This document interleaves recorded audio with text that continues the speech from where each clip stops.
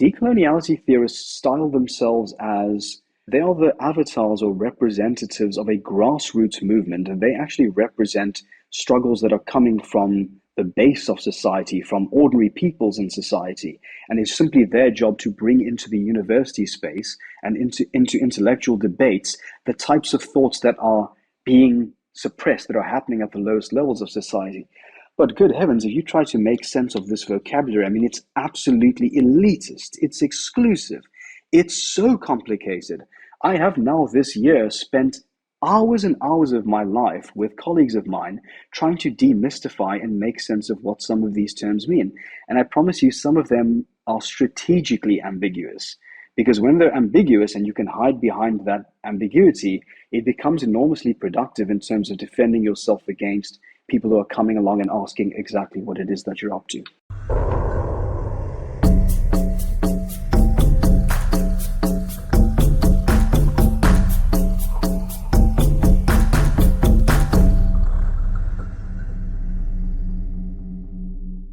Hello, everyone. Welcome to the Generalist Universe podcast. My name is Caio Pirandelli. I'm an economist and science communicator from Brazil. On this podcast, I talk to experts, researchers, and science communicators from various fields with the goal of inspiring and advancing interdisciplinary discussions. Most of my interviews here are in Portuguese with Brazilian researchers, but I'm starting to do some in English to explore topics that aren't always covered by Brazilian academics. This is actually my second interview in English on a podcast. The first one was with British researcher Alice Evans, where we discussed gender relations around the world.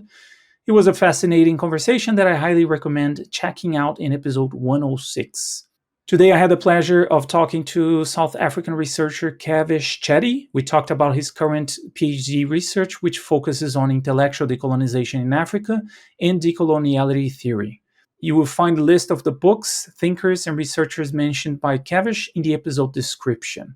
I'm also planning to do more interviews here in English after this one, especially on decoloniality theory and some related topics, so make sure to stay tuned and don't miss out. I like to mention that I run this entire science communication project on my own, from recording to editing, so any financial support through the podcast PayPal account is greatly appreciated. You can find a PayPal link for donations in the episode description, or you will find the QR code somewhere on the screen. If you're watching this on YouTube, don't forget to give it a like. It will really help this content reach a wider audience. Well, that's all for now. Enjoy my conversation with Kavish Chetty. Hello there, Kavish. Welcome to the podcast. First of all, thank you so much for accepting my invitation to be on the podcast, and welcome. I've been trying to have this subject on the podcast for a long time, so I'm glad you accepted the invitation. So thank you so much. Thank you. It's a pleasure to meet you. Thank you for inviting me, and it's always a pleasure to discuss my research. So the pleasure is mine. Okay, so in this interview, we'll be focusing on decolonization and decoloniality theory, but there are several related terms that are quite tricky to understand and to organize, like post-colonial theory, neocolonialism, coloniality, among others, right? So is there a way to organize these terminologies to help the audience grasp what we're going to be exploring here today? Okay, great. So maybe I should spend some time clarifying the terms. And I think some of the terms that are going to be important to make sense of and understand how they relate to one another would include the term decolonization. Firstly, because I think decolonization is the master term that organizes a number of these other subsidiary terms. And decolonization, I would split into three types of decolonization: political decolonization, economic decolonization, and intellectual decolonization. So I'll spend some time talking through what I mean by those three terms. And then when it comes to, you mentioned post-colonialism and neo-colonialism, I'll be happy to make sense of those under the heading of intellectual decolonization. And I think we can also grasp the meaning of decoloniality or decolonial theory under that heading as well. Okay, so let's begin with decolonization. Decolonization is a term that's enjoying an enormous popularity in the global conversation right now. There are an extraordinary amount of books and conferences and seminars that are being published with the title Decolonization. And more than ever, the imperative to decolonize, or even the exhortation to decolonize, has become basically the horizon under which all the major social justice struggles of our time are taking place. And so in that sense, to be critical of or to encourage reflection on the term decolonization sometimes can seem to some people to be counterproductive. Like it almost seems perverse if you're someone who is saying, let's be patient and let's try to understand exactly what we mean by decolonization. But I think because the discourse is becoming so convoluted, because all of the terms are sliding into one another, collapsing into one another, the result is that there is conflation, there's confusion, there's a kind of conceptual disorientation. So I think this work of carefully explaining how all these terms relate to one another is an essential starting point for anyone who wants to get into the conversation. I think decolonization at its broadest sense should be understood as the attempt to remove or undo the legacy of some kind of injustice or power imbalance that is connected specifically with the history of colonialism. And when people think about decolonization, the first and most obvious touchstone for them will be political decolonization. Now, your audience is no doubt well aware of the phenomenon of colonialism, which is that process whereby a colonizing territory or power comes to implant its institutions of administration in a territory that becomes the colony. That territory becomes the subordinate territory of that colonial power. And that territory then becomes subject to economic organization, power relations, and various kinds of cultural or ideological influences emanating from that master territory or colonial power.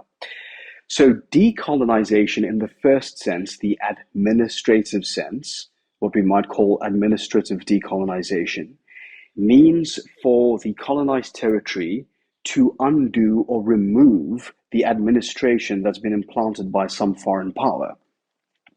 Now, broadly speaking, political decolonization, especially with respect to Africa, was taking place throughout the 20th century. By the middle of the 20th century, it was still the case that European powers had many colonies throughout Africa. And it's generally taken as with the starting date of 1957 that Ghana became decolonized, and thereafter a period of rapid decolonization took place throughout the 60s and 70s in Africa. It reached a point of incredible acceleration in the 1970s or 1960s, and then you also have a number of late decolonizations. So the Portuguese held on to their colonial possessions well into the 1980s, and it had to endure protracted civil wars and conflicts before they were willing to grant the administration of those territories to the local population. So that's one sense of political decolonization. It means the process whereby that those native peoples take control of political sovereignty of their country, take control of the institutions of administration, and gain independence from this colonizing power. Then a second, more complicated meaning of political decolonization would be we should reflect on and be critical of these very institutions themselves. So you might say the rules of management, the government, the bureaucracies, the judiciary, all of these institutions that were implanted in this colony via the colonial power, we want to ask ourselves, are these helpful to us? What power do these institutions continue to serve? Are they exploitative, or do they enable the possibility of freedom and progress by those people? Of course, that is a much more complex question, because it's not now simply about a personnel change in which local people inherit those institutions and take control over them, but it's about asking more meaningful questions as to what is the value of these institutions and how should they be adapted or modified or changed in some way so as to better reflect the needs of that local population. Now, that critique is something that you find in Africa as far back as the 1960s, at least. And an anti-colonial thinker who is a kind of exemplary thinker and one of the high canonical thinkers associated with the anti-colonial discourse. This is the Algerian Martinican anti-colonial psychiatrist by the name of Frantz Fanon. So your listeners may be familiar with his landmark texts, Black Skin, White Masks, or The Wretched of the Earth. Fanon was cautioning during the early days of the political decolonization moment of what he called a comprador bourgeoisie. So this was a local elite who were inheriting those political institutions left behind by colonialism without any real attempt to disrupt the relationships of power that those institutions had for many decades, and in some cases even centuries, managed between the European colonial powers and, in this case, the African colonies. So he said that this is a class of intermediaries. Their goal is to manage the colonial territory on behalf of the former colonial overlords. They seek to enrich themselves. They don't have the interests of the local people at heart. And so what you would see there is that they were in the business of upholding the status quo or maintaining the orthodox political relations that had been established during colonialism. Of course, the effect of this would be that local people would continue to be disempowered, that they would be subject to economic policies and state policies whose goal was to maintain the enrichment and development of their former colonial powers, and that they would therefore become the victims of this. So in that more meaningful sense, even with political decolonization, you could say that yes, administratively, political sovereignty has been achieved, independence has been achieved, but unless we are going to be much more critical about what to do with these institutions and how to reorganize them and reorient them so as to break with the exploitative and extractive processes of colonialism, then in that sense you might say that decolonization is arrested or incomplete in some way. There's something further that has to be done with respect to these institutions, who's going to govern them, etc. And so that's what I mean by political decolonization. Okay, so the second form of decolonization, let's call that economic decolonization.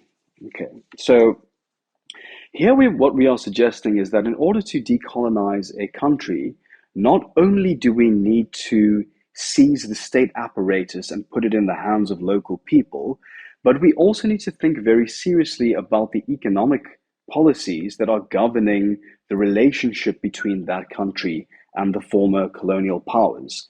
It's no secret that colonial administrations tended to regard the colonies as a source for raw materials and affected very extractive state infrastructure whose goal was to take out of the country, whether it be copper, gold, cotton, rubber, ivory, whatever the case might be, or whether it be human capital in the form of exploited labor or slave labor in some cases. It's no secret that the colonial administration set up an infrastructure to make all the more efficient the delivery of those materials into European hands. To economically decolonize means that we have to think about a reconfiguration of those economic policies so that it's not going to maintain those relationships of power and domination that existed during the high season of colonialism. Now, there is a very long history of writers in the African tradition grappling with this phenomenon and saying that just simply because the colonial powers have withdrawn from the colony doesn't mean that those economic relationships of domination have vanished. And so, for example, the Guyanese writer Walter Rodney is renowned for his work, How Europe Underdeveloped Africa. The Egyptian writer Samir Amin did a lot of work on this subject, including pioneering and I think popularizing the term Eurocentrism. And then you've got world systems analysis and dependency theory and various other types of economic theories whose goal is to explain how economies in Africa are peripheralized and are oriented towards the benefit of the former colonial powers. I've got a quote here by Frantz Fanon, which I think captures this quite well. This is a very famous quote. You often, when you hear about Fanon, you'll hear something like this. It's from his work, The Wretched of the Earth. He says, From all these continents under whose eyes Europe today raises up her tower of opulence, there has flowed out for centuries toward that same Europe diamonds and oil, silk and cotton, wood and exotic products. Europe is literally the creation of the third world. So I think that's a sentiment that's, I think, quite widely shared by many writers in the tradition of decolonization from Africa. By the 1980s, you've got a situation in which not only are writers complaining about the persistence of these colonial economic relationships in Africa, but you've got writers like the Nigerian polemicist Chinweizu, or later on the Nigerian Marxist theorist Jaifu, who are saying that old relationship of colonizer and colonized has been finessed into a kind of new economic antagonism, which is the war between creditor and debtor nations, or those who have to restructure and those who have to adjust. And by the 1980s, many African critics are putting pressure on the structural adjustment programs that are being superintended by the World Bank and International Monetary Fund. Jaifu at one stage even argued that Africa had been virtually recolonized by the Bretton Woods institutions. If you go back to 1965, this is where the relevance of the term neocolonialism comes in. So Kwame Nkrumah, who was the first prime minister of Ghana and an extraordinary contributor to these early discourses around decolonization in Africa, published a book in 1965 called Neocolonialism, the Last Stage of Imperialism. And in this book, he writes, and here I quote, he says, "The essence of neocolonialism is that the state which is subject to it is, in theory, independent and has all the outward trappings of international sovereignty, but in reality its economic system, and thus its political policy, is directed from the outside." And he goes further to say that a state in the grip of neocolonialism is not a master of its own destiny. So here you have a sense that in order to decolonize in the economic sense, one has to go beyond administration, go beyond political institutions, and one has to interrupt or subvert these asymmetries in wealth and advantage and power that are generated during colonialism. And so neocolonialism is the state in which this vital economic dimension of the phenomenon of decolonization is improperly undertaken. Okay, so we've moved from political decolonization to economic decolonization. We've seen that neocolonialism is a term that's existed for something like 60 years in the African discourse, complaining about this predatory relationship that former colonial powers have continued to deploy in Africa. And now we're moving towards the third decolonization, which is intellectual decolonization. I just want to show how neocolonialism can act as a bridging term between those two. Because when Kwame Nkrumah first began using the term, he was using it in the sense of economics and politics. He was talking about the extent to which Africa continued to be imprisoned by these economic forces that were established during the high season of colonialism. But by the 1970s and 1980s, neocolonialism turned out to be a remarkably protean, adaptive or capacious term, and was being used in many other contexts outside economics and politics. It was beginning to be used in the realm of culture. It was beginning to be used in the realm of psychology.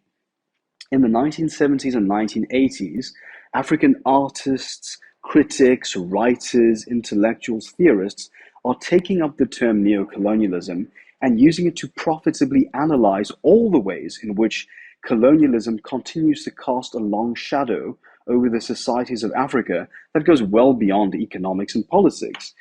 You might discover here that neocolonialism is being used to speak about the relative prestige that's being granted to imperial languages as opposed to local languages. You might think about neocolonialism with respect to the continued infliction of certain kinds of Eurocentric beauty standards with respect to complexion, physiognomy, body type, etc., that are having a deleterious effect on people from these colonies who can't conform to these impossible standards of handsomeness and beauty. You might be thinking about neocolonialism with respect to education and curricula. the curriculum might be overwhelmingly skewed towards teaching theorists, writers that come from Europe and whose work captures the European experience at the relative neglect or marginalization of that rich cultural history that comes from Africa and in which has produced dozens and hundreds of writers and artists and musicians and so on and so forth. And then you also might be thinking about neocolonialism with respect to the type of history that's being taught in Africa. So for a long time, the history that was taught in Africa in the late 20th century was one that had been deformed by all kinds of colonialist historiographical presuppositions about what did Africa look like in the past. Was Africa a heart of darkness? Was Africa a place that had its own civilization or not? And so in that sense, neocolonialism is referring to all of those distortions that continue to operate in the realm of language, of culture, of psychology, and so on and so forth. So now I would mark the need to respond to those type of distortions as a third and final type of decolonization, which we might call intellectual decolonization. And here I would say that in Africa, in the 1980s, you've got a very strong reaction taking place from scholars, intellectuals, and artists, which is broadly taking place under the banner of what you might call decolonizing the mind.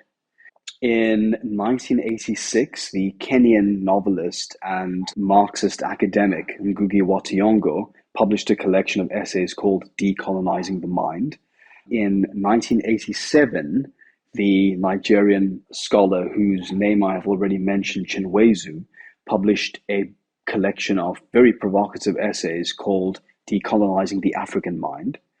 And then there's just no shortage of examples that one can give of writers who are now fighting back against the intellectual legacies of colonialism and aiming to respond to these distortions and counter it by showing that Africa does have a very illustrious history that's as complex as anywhere else on earth, that Africa does have its own traditions and its own civilizations, that there is something Eurocentric about a lot of these forms of history or education that are being circulated in the continent. I also wanted to mention here the Ghanaian philosopher Kwame Anthony Appiah, who is globally renowned, Oxford-educated intellectual, and I think who even these days writes a column for The Guardian in the United Kingdom. In 1993, he published a marvelous memoir and intellectual work called In My Father's House. And in that book, he was saying that we need to perform what he called an ideological decolonization on Pan-Africanism. So he was suggesting that even some of the responses that had arisen to counter and combat the colonialism of the mind themselves needed to be subjected to decolonization. And that's because some of those discourses had been infiltrated by colonial ideas. So with respect to Pan-Africanism, he wrote that an archaeology of Pan-Africanism's ideas of race can help guard against false assumptions of cultural homogeneity. He said that the idea of an African race is grounded in bad biological and worse ethical ideas inherited from the increasingly racialized thought of 19th century Europe and America. So what's important to say there is, if decolonization in its broadest possible sense means the attempt to undo distortions or injustices or asymmetries in power that are brought about by the colonial encounter, then it's not simply ideas that come from the West that we need to be rigorous about. It's also the ways in which African scholars, artists, and thinkers themselves have responded to those discourses, because some of them themselves may contain elements of those colonial distortions. Okay, lastly, with respect to intellectual decolonization, and this is the last point I wanted to make here, was just to give you the briefest survey of some ways in which one can make sense of what intellectual decolonization looks like in Africa, some of the traditions that go back to the 70s and 80s, to show that this is absolutely not a new idea in African discourse, even though we now might be living through a time in which one can't walk across any university campus without seeing posters for a seminar saying, decolonize this, decolonize that. So there certainly is a resurgence in the popularity of this decolonization trope. I think we should not fall prey to an amnesia which suggests that this is the first time that formerly colonized peoples are beginning to grapple with the legacy of colonialism. There is a rich, vast, complicated, variegated archive of thought on the subject of intellectual decolonization in Africa, and I'm going to start by just flagging 3 points with respect to this. Number one, let's talk about the Ghanaian philosopher Kwasi Wiredu. Now, as far back as the 1980s, Kwasi Wiredu was championing an idea which he called conceptual decolonization. What does he mean by this? He wrote that to decolonize our philosophical thinking means, and I quote, divesting our thought of all undue influences emanating from the modes of thought of our erstwhile colonizers. So in other words, to decolonize our thinking means, whether through force of habit, or whether through ideological programming, or whether through the caprices of colonial education, certain ideas have come into African thinking and come into African philosophical thinking, and they may be distortions that are colonial in origin. They may be Eurocentric, they may be wrong, they may be unhelpful, they may be destructive. If that's the case, we must perform an intellectual audit in which we inventory all the ideas that have come to Africa from colonialism, look at each one, subject to analysis, critical thinking, rigor, and say, is this idea right or wrong? Is it useful or not? And if it passes the test, then we can say, okay, fine, this is an idea that's worth holding on to. So the important thing is that he uses the term undue influence. It is not amounting to a wholesale rejection of all ideas that come from the West. It is saying which ideas are wrong. We will use other metrics to determine whether or not an idea is wrong or useful. We're not going to use the idea of, does it come from the West? It's not the origin that's going to determine whether or not it's undue. So yes, it is the case that an extraordinary amount of ideas which came through the colonial counter were distortions. It is the case that there was an extraordinary amount of racism and all kinds of other deleterious thinking that was introduced into the continent. So Kwasi Wiredu says, yes, and I embrace the idea. Let's decolonize our philosophical thinking. I also wanted to make clear that Wiredu had 2 ideas of conceptual decolonization. He spoke of a positive decolonization and a negative decolonization. The negative one means taking ideas from the West, subjecting them to scrutiny and saying, are they good or bad? But the positive one means bringing back into the conversation a whole diversity of thought from Africa that was unjustly suppressed or marginalized during the colonial encounter. Again, it is no secret that many of the colonial forces would come to Africa on account of their prejudice and their bias and their racism, would look at certain ways of African social organization, beliefs, values, ideas, whatever the case might be, and say, this does not rise to the level of knowledge. This should be pushed aside. It should be discounted as irrationality, myth, superstition. Remember a lot of the colonial enterprise, which was conducted under conditions of inveterate racism, would go as far as to say, this thinking that's coming from these African societies, this is savagery, this is barbarism, this belongs to the infancy of the species. And so on that basis, they would banish the idea and it would not be allowed to enter into the dialogue. So that's Wiredu's second point. Bring the ideas that have been unjustly marginalized, bring them back. Let's talk about them. But importantly, in Wiredu, it is the case that one should be rigorous, critical, and exercise the same level of analytic rigor with respect to ideas, whether they come from the West or whether they come from Africa. It's just not a recipe for saying, reject everything from the West and bring everything from Africa back into play. That would be completely facile. So that's my first one of 3, was Kwasi Wiredu. I find him a great pleasure to read. His writing is full of clarity and elegance and economy of thought. If your readers are interested in knowing about the history of intellectual decolonization in Africa, they could do far worse than to begin with the writings of Kwasi Wiredu. Second, let's talk about the philosopher from Benin, Paulin Hountondji. Hountondji and Wiredu were actually working together for UNESCO in the 1980s, where they were doing research into how best to teach philosophy in Africa. There are these kind of remarkable volumes of their investigations that were published in the 1980s, but they had the goals of decolonizing education, producing curricula and training educators in African philosophy, making African philosophical traditions more prominent by bringing them into the global conversation. And importantly, and this is so important, not just insulating African philosophy so that it's only a conversation being taken place between Africans, but bringing it onto the global stage so that we as a species can equally share in the riches of insight that come from all parts of the world.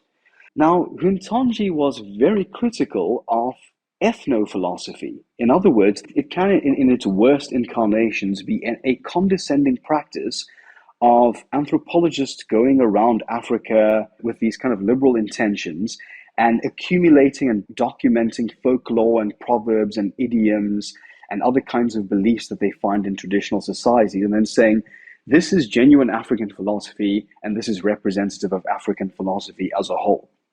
Hountondji used this most remarkable expression. He called it the myth of primitive unanimity, which is basically this myth that Africa as a continent basically has one consensus with respect to questions of metaphysics, ethics, social and political philosophy, etc. He said, no, if we are going to grant the same dignity to African thought that we grant to Western thought, we will take all the ideas and be rigorous about them. And we will be willing to dismiss them if they don't meet the standards that we require of other traditions of philosophical thought. This will enrich our philosophy, and this will make it more powerful and more useful to people as an instrument through which they can interpret their world and can make sense of what's happening to them and empower themselves with respect to whatever injustices it is that they face, whether in their personal life or at a political level. So Hountondji believes that philosophy is a universal discipline, and therefore believes that, like with Wiredu, that it is quite ennobling, or let's say dignifying, to treat these philosophical traditions with scrutiny and be willing to criticize them. Okay, so that's Kwasi Wiredu, that's Paulin Hountondji. I've already mentioned Kwame Anthony Appiah.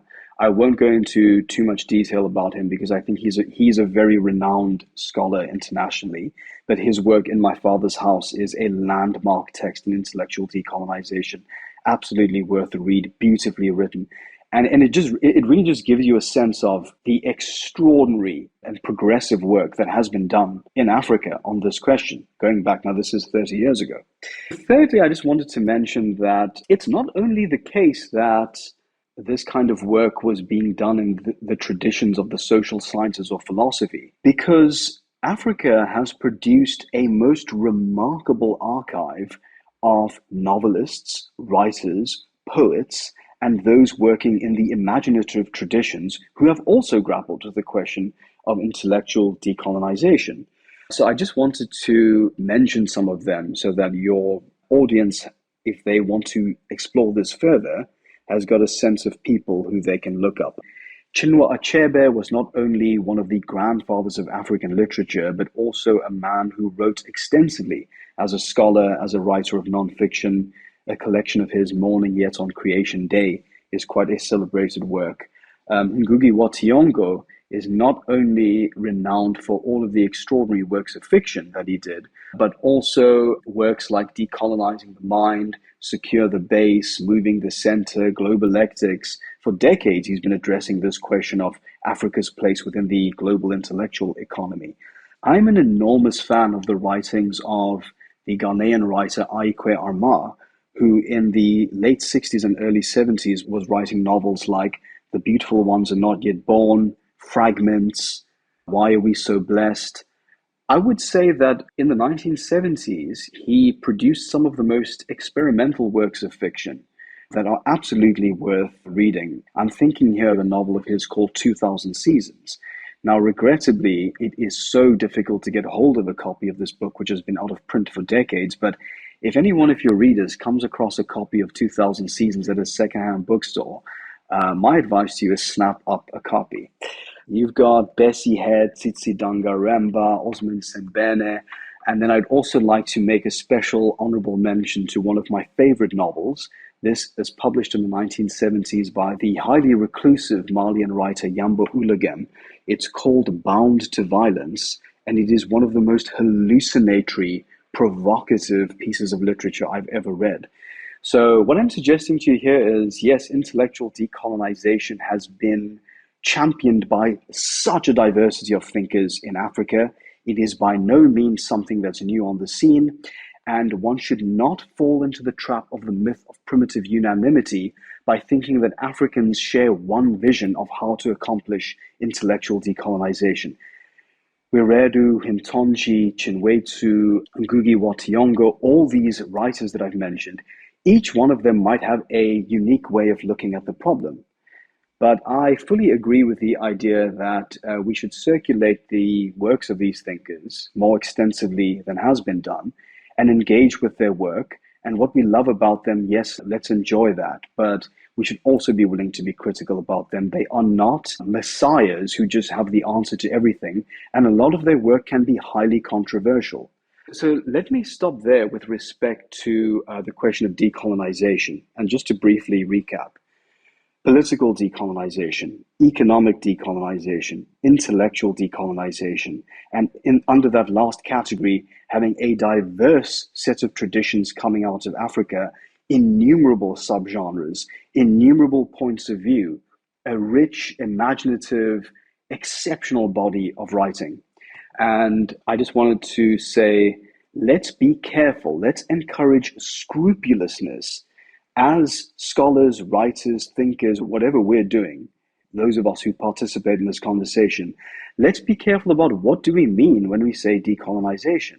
There is a risk, and many critics have been pointing it out, that decolonization threatens to become a mere metaphor, that it threatens to become so bloated and expansive as to lose all sense of what it is that we're talking about, that it threatens to become a fashion show or open to commercialization, in which case we truly will have lost sight of what it is that this word was supposed to be doing for us. So I'll pause there, and then I'll say that other terms you asked me to look at were post-colonialism and decoloniality. So I'm happy to go into that. But yes, I've given you an earful there, so let me pause for a moment if you have anything to add or ask. Okay, so that was a brilliant introduction to the whole theme.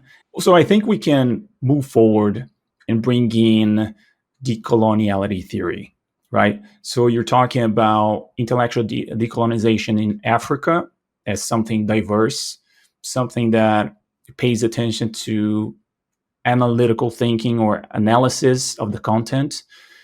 And then comes in decoloniality theory. How that comes into play, we can go into the genealogy of it. Feel free to approach the theme. Okay, excellent. Thank you. Then it requires me to make a few other categorizations, beginning with the idea. I said the topmost term in our classificatory schema would be decolonization, and then political, economic, and intellectual. And then I said within intellectual, you've got all these diverse traditions. So let's zoom in then on the category of intellectual decolonization, and I'll show you how we can organize our thought here, okay? Now, I also want to begin by just making this disclaimer, which is that as with any attempt in intellectual history to classify traditions of thought, to neatly compartmentalize them from one another, and to produce this kind of schema, you're never going to be able to fully, precisely, and objectively describe this system, because that's not how intellectual traditions work. They overlap with each other, they escape certain definitions. There's so many ways in which, at a granular level, some of these distinctions that we make are going to threaten to converge or something like this. So let's just keep that in mind. I just want to be clear that what I'm not offering here is a taxonomy of intellectual decolonization that will resist all attempts at critique, let's say, but I think it's an analytically helpful one. So let's start with intellectual decolonization, which we might call the genus term. And then let's say that we have a number of species underneath that umbrella term of intellectual decolonization. And each of these species is effectively a specific approach to the question of how to accomplish intellectual decolonization. In other words, how to decolonize the mind. Now, under the heading of intellectual decolonization, then I would say post-colonial theory is one possible expression of intellectual decolonization. I would say that decoloniality theory is another possible expression of intellectual decolonization. And then I would say that you've just got so many other subgenres that come out of various parts of the world. And at various points, even in the late 20th century, during the kind of decolonization era, it was also the case that discourses like Marxism, feminism, psychoanalysis, and various others were also being used to address the question of intellectual decolonization. But for our purposes, I think we should get a closer handle on what we mean by post-colonial theory and what we mean by decoloniality theory. So that's what I'll do now. Okay, I'm going to start by explaining what post-colonial theory is. Post-colonial theory is a specific discourse or theoretical apparatus that one can use in service of intellectual decolonization. It reached its apogee in the 1980s and 1990s. It grew originally out of the Indian historiography research group called Subaltern Studies. So this was a group of scholars who were interested in reading Indian history with respect to looking at the agrarian actors in terms of revolutionary struggle and anti-colonialism, looking at peasant revolts and revolutions. They borrowed heavily from Antonio Gramsci's idea of the subaltern, and they were interested in a kind of history from below. And I think that's one of the earlier moments in post-colonial theory. But by the 1970s, post-colonial theory is thought to, or at least these days, retroactively, we take the landmark publication of Edward Said's book, Orientalism, in 1978 as being a kind of inaugural moment in the intellectual history of post-colonialism. I'm an enormous admirer of Edward Said, especially his second book, or not his second book, but the kind of spiritual sequel to Orientalism called Culture and Imperialism, which I highly recommend to all of your readers. But Edward Said in 1978 was interested in the idea of the Orient or the East. And he was saying that the way that the so-called West or the Occident has conceived of and conceptualized and related to and represented the East, that this is not just simply some objective neutral body of facts that they've accumulated over the years, but rather they've produced a highly tendentious account of what the East is that actually reflects some of their own patterns of thinking. And so he was saying that there are certain kinds of stereotypes and distortions and other types of forms of representation in terms of what the East means that reflect not the objective reality, but rather the Western or the imperial imagination, let's say. And he was interested not only in that representation, but also how that vision of the East then came to become so influential in terms of colonial policy and management and governance of indigenous people. Okay, that was in 1978. By the 1980s, post-colonialism was increasingly associated with a set of high-profile Indian intellectuals, Western-educated Indian intellectuals, who had begun to take up prestigious positions within the universities of the global North. So in that sense, it's closely associated with the work of Gayatri Spivak, one of whose most famous essays is Can the Subaltern Speak? And also Homi Bhabha, who published a collection of impenetrably obscure essays in 1994 called The Location of Culture. Now, I say obscure because actually these post-colonial theorists were overwhelmingly influenced by French post-structuralism. So they were actually using the ideas of Jacques Derrida, of Jacques Lacan, of Michel Foucault, Jean-François Lyotard, Roland Barthes, using their ideas in order to make sense of power relations and questions of discourse in the colonial situation. And so one of the important sites of tension between the post-colonial theorists and the decoloniality theorists is the extent to which post-colonial theory was influenced by post-structuralism. I guess in a certain reading, depended on the knowledge systems or the epistemology, so to speak, of the West. Do I have any final remarks to make about post-colonial theory? Yes. Some of the key ideas which are associated with post-colonial theory: an emphasis on relativism, an emphasis on hybridity. These are ideas which you can see how this is freighted in from the post-structuralist discourse. They are anti-essentialists. They don't believe in essential identity. And then ideas around liminality, around representation, and so on and so forth. Mimicry. These are key ideas that are used by post-colonial theorists to make sense of, or to grapple with the intellectual legacies of colonialism. Now, I also want to make clear that there's a risk of simplification when I give an account like that, because obviously post-colonialism is a complex discourse. It's got advocates and theorists and writers who differ quite wildly in terms of their political orientations.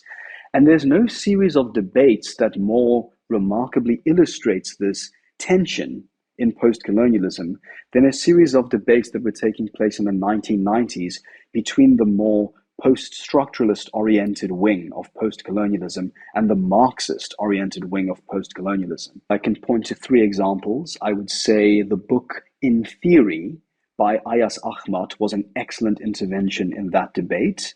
The essay The Post-Colonial Aura by Arif Derlik was an excellent intervention in that debate. And then I'm also very fond of an essay by Neil Lazarus called The Fetish of the West in Post-Colonial Theory. And although each one of those works puts different kinds of pressure on post-colonialism, they do tend to converge around this idea that post-colonial theory has dematerialized the dimension in which capitalism continues to play an organizing role in the power relations of the world, that structures continue to persist in the world today in the midst of their apparent disintegration. That's a line from Arif Derlik. So that's post-colonialism. It's a specific approach to the question of intellectual decolonization associated with those thinkers, and also later on Dipesh Chakrabarti and various others, and associated with some of those ideas that I've just mentioned there as well. Now, when I was a young graduate student, post-colonial theory, I would say, was the premier discourse that we were using as students of culture and literature in order to conduct our own forms of intellectual decolonization. We borrowed heavily from that conceptual vocabulary. And I must be entirely clear that in South African universities, in that era, I'm talking about, let's say, 10 years ago, or when I was an undergraduate student, let's say 15 years ago, I had never heard of the word decolonial. I'd never heard of the word decoloniality. The question of intellectual decolonization, those questions were being approached from the vantage point of post-structuralism, post-colonialism, feminism, Marxism, psychoanalysis, and certain other kinds of discourses as well. Okay, what is decoloniality theory then? Okay, now, before I get onto decoloniality theory, may I take a moment to just explain why so much confusion has come in with respect to the word decolonial? For sure. Okay. I think it's quite important. Okay, great. Because there is an extraordinary disorientation among people who are not students of this work, whereby they think the word decolonial means one thing, where it's actually a word with a number of different meanings. And they also tend to think that the word decolonial is at one and the same time post-colonialism, decoloniality, whereas each one of these systems, as I'm trying to suggest, has got quite specific ways of diagnosing the problems the world faces today, and also offering specific kind of remedies as to how one should go about decolonizing. Okay, so I want to distinguish, when one talks about decolonial, between a broad and a narrow meaning of decolonial. So I'm going to start with the broad one, because in the kind of popular discourse, in everyday conversation, or in the vernacular, when people say decolonial, they are using it as a kind of all-purpose adjective to refer to anything that is in pursuit of decolonization. So all forms of intellectual decolonization are on that reading decolonial. All of the different writers that I mentioned from Africa are decolonial writers. Any practice or theory that aims to grapple with decolonization would become decolonial. So that's the broad meaning of decolonial, and I can see why that term has become popular. But I think that there's an equivocation that takes place by the decoloniality theorists, because the narrow meaning of decolonial is that it is an adjective which is referring to a specific kind of theoretical apparatus, which is called decoloniality theory, and which has its own unique lineage, its own genesis in Latin America in debates in the 1980s, its own unique conceptual apparatus, its own unique vocabulary and language for both making sense of history, but also proposing how one should go about treating problems of injustice today. And so what happens is that when the word decolonial comes to refer to both everything that is in pursuit of decolonization and this highly specific, narrow kind of theoretical apparatus, it creates an extraordinary confusion, and it allows decoloniality theorists to pretend as though their approach is one and the same with all of the approaches of intellectual decolonization. That's not the case, and I'm going to show you why that's the case right now. I've given you a kind of synopsis of post-colonial theory. Let's talk about decoloniality theory. Let's try to trace the lineage of it.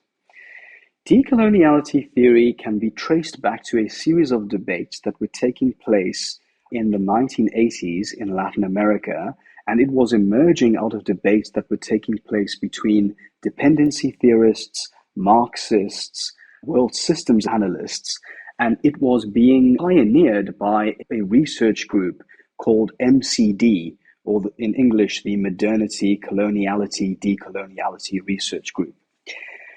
Figures which are closely associated with this decoloniality theory include the Peruvian sociologist Aníbal Quijano, who I think could be said to have pretty much inaugurated the discourse by introducing the term the coloniality of power into the debate. And it's a remarkably complex and fascinating term. And like I said, stretches back to the late 1980s. And I think that was a kind of master key or a kind of real unlock for those scholars, because it allowed them to see the world in a kind of new way.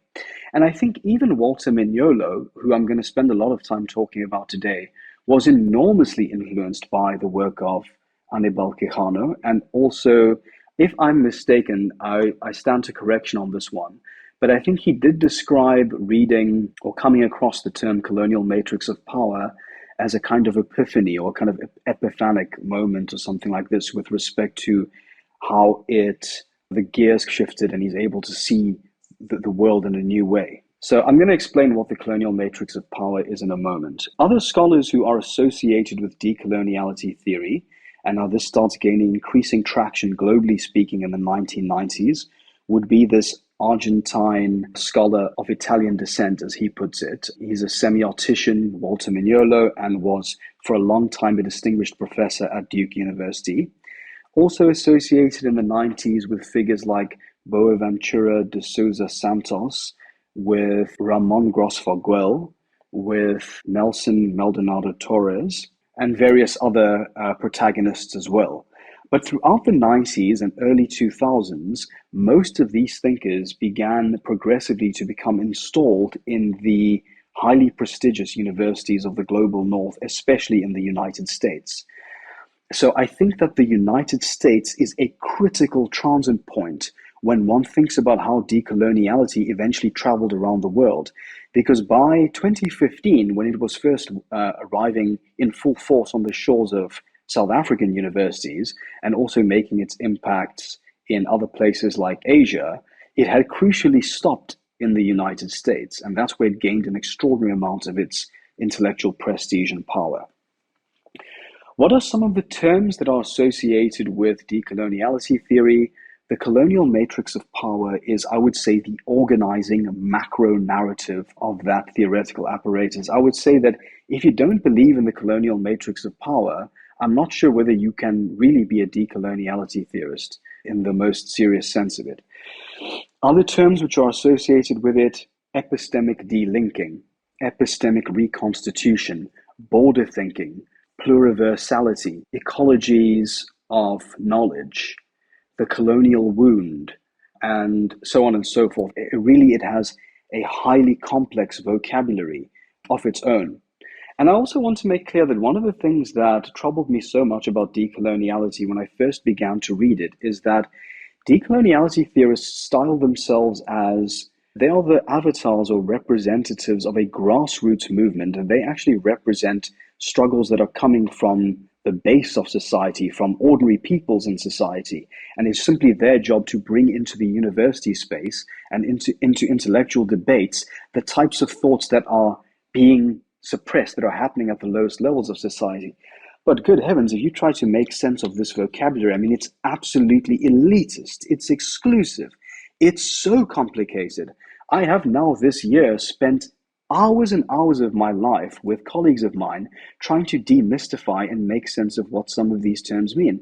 And I promise you, some of them are strategically ambiguous. Because when they're ambiguous and you can hide behind that ambiguity, it becomes enormously productive in terms of defending yourself against people who are coming along and asking exactly what it is that you're up to. Okay, so I've said, yes, it emerges in the 1980s out of those sets of debates. It has its own particular conceptual apparatus associated with some of those words I've given you. It is associated with certain kinds of thinkers whose names I've mentioned. I've said that over the last 3 years, we've seen the way in which it first went to the United States of America and then was exported throughout the world. So that's what I mean by decoloniality theory.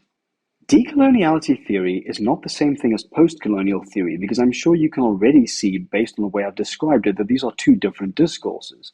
And in fact, it's important to make that distinction, because I think part of the rationale that led to the creation of decoloniality theory was a set of disagreements that these theorists had with post-colonialism. And so some of the decoloniality theorists saw themselves in an antagonistic relationship with post-colonial theory and saw decoloniality as self-consciously departing from certain assumptions that were made in post-colonialism. So I want to mention at least two of these. Sometimes in order to speak more easily on this subject, I'll refer to the post-colonial theorists as post-colonials, and I'll refer to the decoloniality theorists as decolonials, because I'll get tongue twisted if I have to say decoloniality theorists every time I'm going to mention them. The decolonialists say that they are departing from the post-colonials in two ways. Number one, they say that the post-colonials are too obsessed with the history of British imperialism, and that they tend to really conceive of imperialism as taking place in the 1800s. And they say that this chronology is unhelpful because they would like to see the origins of colonialism as stretching back to 1492, the moment of the Latin American conquest. So the decolonials are saying that the post-colonials have unfairly narrowed the portal of observation such that they are conceiving of colonialism or imperialism much later on, and that they are going to restore the prehistory of colonialism to the debate by bringing this talismanic date of 1492 back into the discourse. And why I say talismanic is because the date 1492 has an almost kind of magical power in that discourse. It is so important because of the way in which that initial colonial encounter comes, in their view, to blueprint all subsequent colonizations that took place throughout planet Earth. So it's very important for them. So the first thing they're going to do is they're going to restore 1492, and in doing so, show you that there's a much longer prehistory to colonialism than the one that the post-colonials were interested in. Okay, the second departure, and this is perhaps the most important one. The decolonials have accused the post-colonials of depending too heavily on ideas of post-structuralism which come from the West, and which therefore are forms of Western knowledge or belong to, as they like to say, Western epistemology. And so what they really see is that no matter how the post-colonialists thrash and flail and come up with all of these ways of opposing decolonization, they are always going to remain imprisoned within the intellectual architecture of the West. They are going to be unable to get beyond the West because at the very root of their discourse, the West contaminates all of the basic principles of interpretation and analysis that they have. So that's the most serious point of departure, between the decolonials and the post-colonials. They say you post-colonials are secretly infiltrated by Western thinking. We decolonials are interested in the epistemologies of the global South. We are interested in all the forms of indigenous thinking that were unjustly marginalized by colonialism.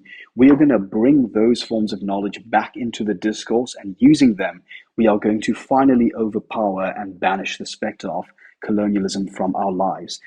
In that sense, I suppose a lot of their work resonates with another popular phrase that you hear in these debates, which is by Audre Lorde. You sometimes hear this expression, the master's tools cannot dismantle the master's house. I mean, I don't think that metaphor really makes sense, because the master's tools, I mean, what are these tools? Let's take it literally. They are like bricks and hammers and saws and whatever. You can definitely dismantle the master's house using the master's tools. So I've just never really understood the appeal of that metaphor. But certainly what they're trying to say is, if I use the thinking that comes from the West, I will never be able to undo Western structures of oppression. And so that's the importance of their idea of epistemic reconstitution. It's that I must reconstitute or bring back into play the epistemologies. Again, this is the term they love to use, or they also use the term the knowledge systems that were destituted. I'm going to bring them back. That is going to armor me up. That is going to empower me to do battle with Western colonialism or global coloniality, and I'll finally be able to attain the real substantive decolonization that eluded me for so long. Okay, allow me then to just make one final remark before I pass the mic back to you, which is that I said to you that there's a confusion between these two terms. And I said that I think it is of extraordinary importance that we make the distinction, and here is why. Decoloniality theorists have profited off the equivocation between decolonial and decoloniality. And I'm going to explain a number of ways in which they do this. In other words, they want you to think that their specific theoretical apparatus, colonial matrix of power, ... is coextensive with and equivalent to all decolonial forms that you find on planet Earth. Now, this would be great for them, because it would mean that they can say all of that writing that was happening in Africa in the 50s and 60s, that is part of their tradition, that is part of their prehistory. They can claim that as part of their own. In some cases, they can go back as far as the 1600s, and they can say all kinds of agitations that indigenous people made against colonialism, that belongs to the canon of the decolonial avant la lettre. So in other words, before there was a name for it, there was always this decolonial agitation or decolonial fighting back against colonialism. Now, that would be great for them, because it means, firstly, they allow themselves all of the endorsement of those thinkers who came before them. Like, for example, Ramon Grosfoguel, in personal correspondence with one of our luminary African philosophers, Mokgobe Ramose, he's written that Frantz Fanon, Steve Biko, Amilcar Cabral, Julius Nyerere, these are all African decolonial thinkers. So he expropriates those thinkers and claims them as part of his own intellectual tradition. Walter Mignolo has gone so expansive with his view of decolonial that he says Black Lives Matter and Occupy Wall Street and all of these type of anti-establishment forces on the world, these are decolonial forces as well.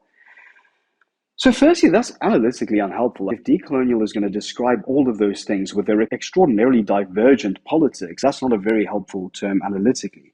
But what it also means is that decolonial theorists will be able to smuggle in certain highly problematic, tendentious ideas that they have that belong to their specific discourse, and will say this is decolonial as a whole. Now, one effect of this, and I've encountered this personally on my university campus, is that if you think that decolonial refers to all forms of intellectual decolonization, then if someone comes along and says, I think we need to think about decoloniality, I think there's some ideas I want to criticize, or some ideas that I want to analyze or put pressure on or dispute or disagree with, then not only am I critiquing decoloniality theory, that's the narrow meaning of the term, but I'm at one and the same time critiquing decolonial with respect to all forms of intellectual decolonization. Now, anyone who critiques all forms of intellectual decolonization is obviously beyond the pale. You've got to be some kind of cheerleader for Western imperialism or some kind of Western triumphalist who believes that colonialism was a good thing or something like this, in order to reject intellectual decolonization as a whole.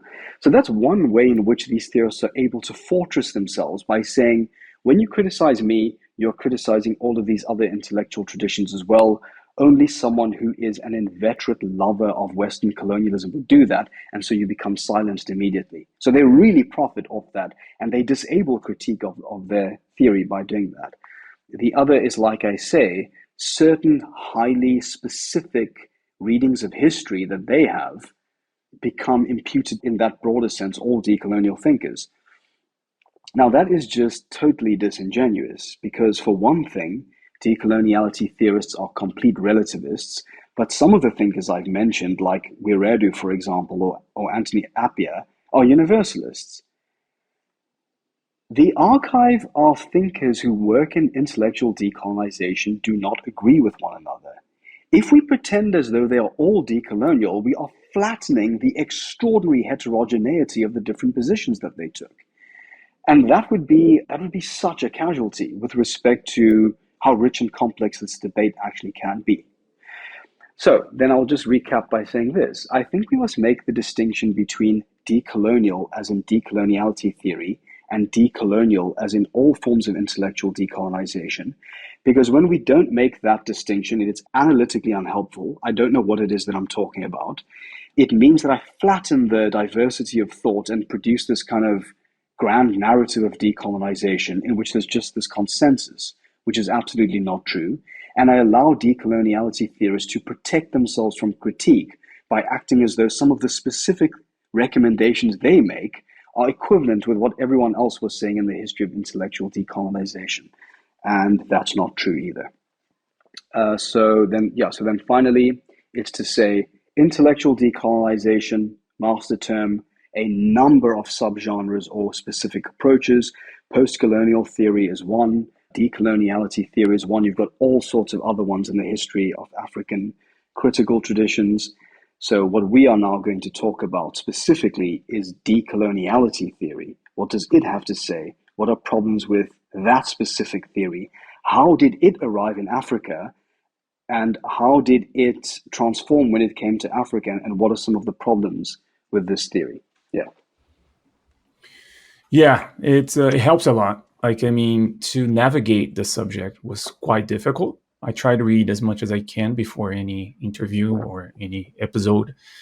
And it was very tiring to go through decoloniality theory because of the lack of anchoring that there is in the terms they use and everything else. It makes no sense. It doesn't connect to much of the things I know about history, human cultures, the diversity of human cultures, or even patterns within human cultures like patriarchy and matriarchy. Like they just throw a bunch of things in there and do not anchor to anything historical or any kind of discipline that has some kind of scientific basis to it. So it was very difficult, very tiring. Everything you said so far is very hard to find. Like there's no place to find this genealogy that helps us understand where we are and what we were talking about. And like you said, in Brazil, people talk about decolonization as decoloniality theory, and it's just a whole set of things with no distinction. It's hard to even analyze because you don't know where to start from. It's just a nightmare. It's very bad.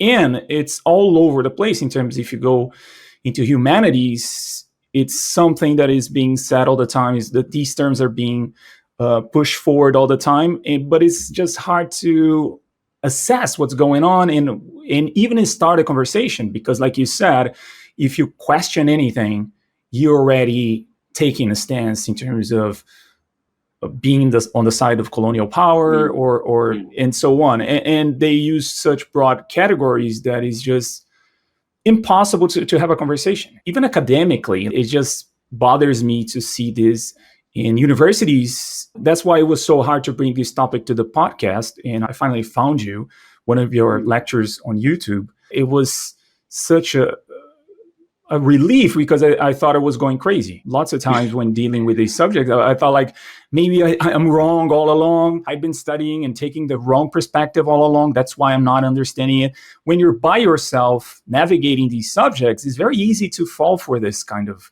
thinking. That's one of the reasons I really wanted to bring you on a podcast, because I found you to be the person that is able to organize all these things and present brilliantly so far. It makes a lot of sense. Like it will help a lot. I know a lot of friends and listeners of the podcast, or even academics, they will start to make sense of everything that's going on through the things you just said. Thank you. And let me, what the experience that you've just described resonates with my own experience. And so therefore I want to say to your friends and your colleagues and so on, that I think one of the worst effects of this telescoping into one another of decolonization and decoloniality theory, such that they become one and the same thing, is that now decoloniality theory has usurped the title of the master discourse which answers questions around colonialism. It's displaced the pre-existing traditions, or somehow absorbed them, slurped up all of these complex traditions so that it belongs to itself.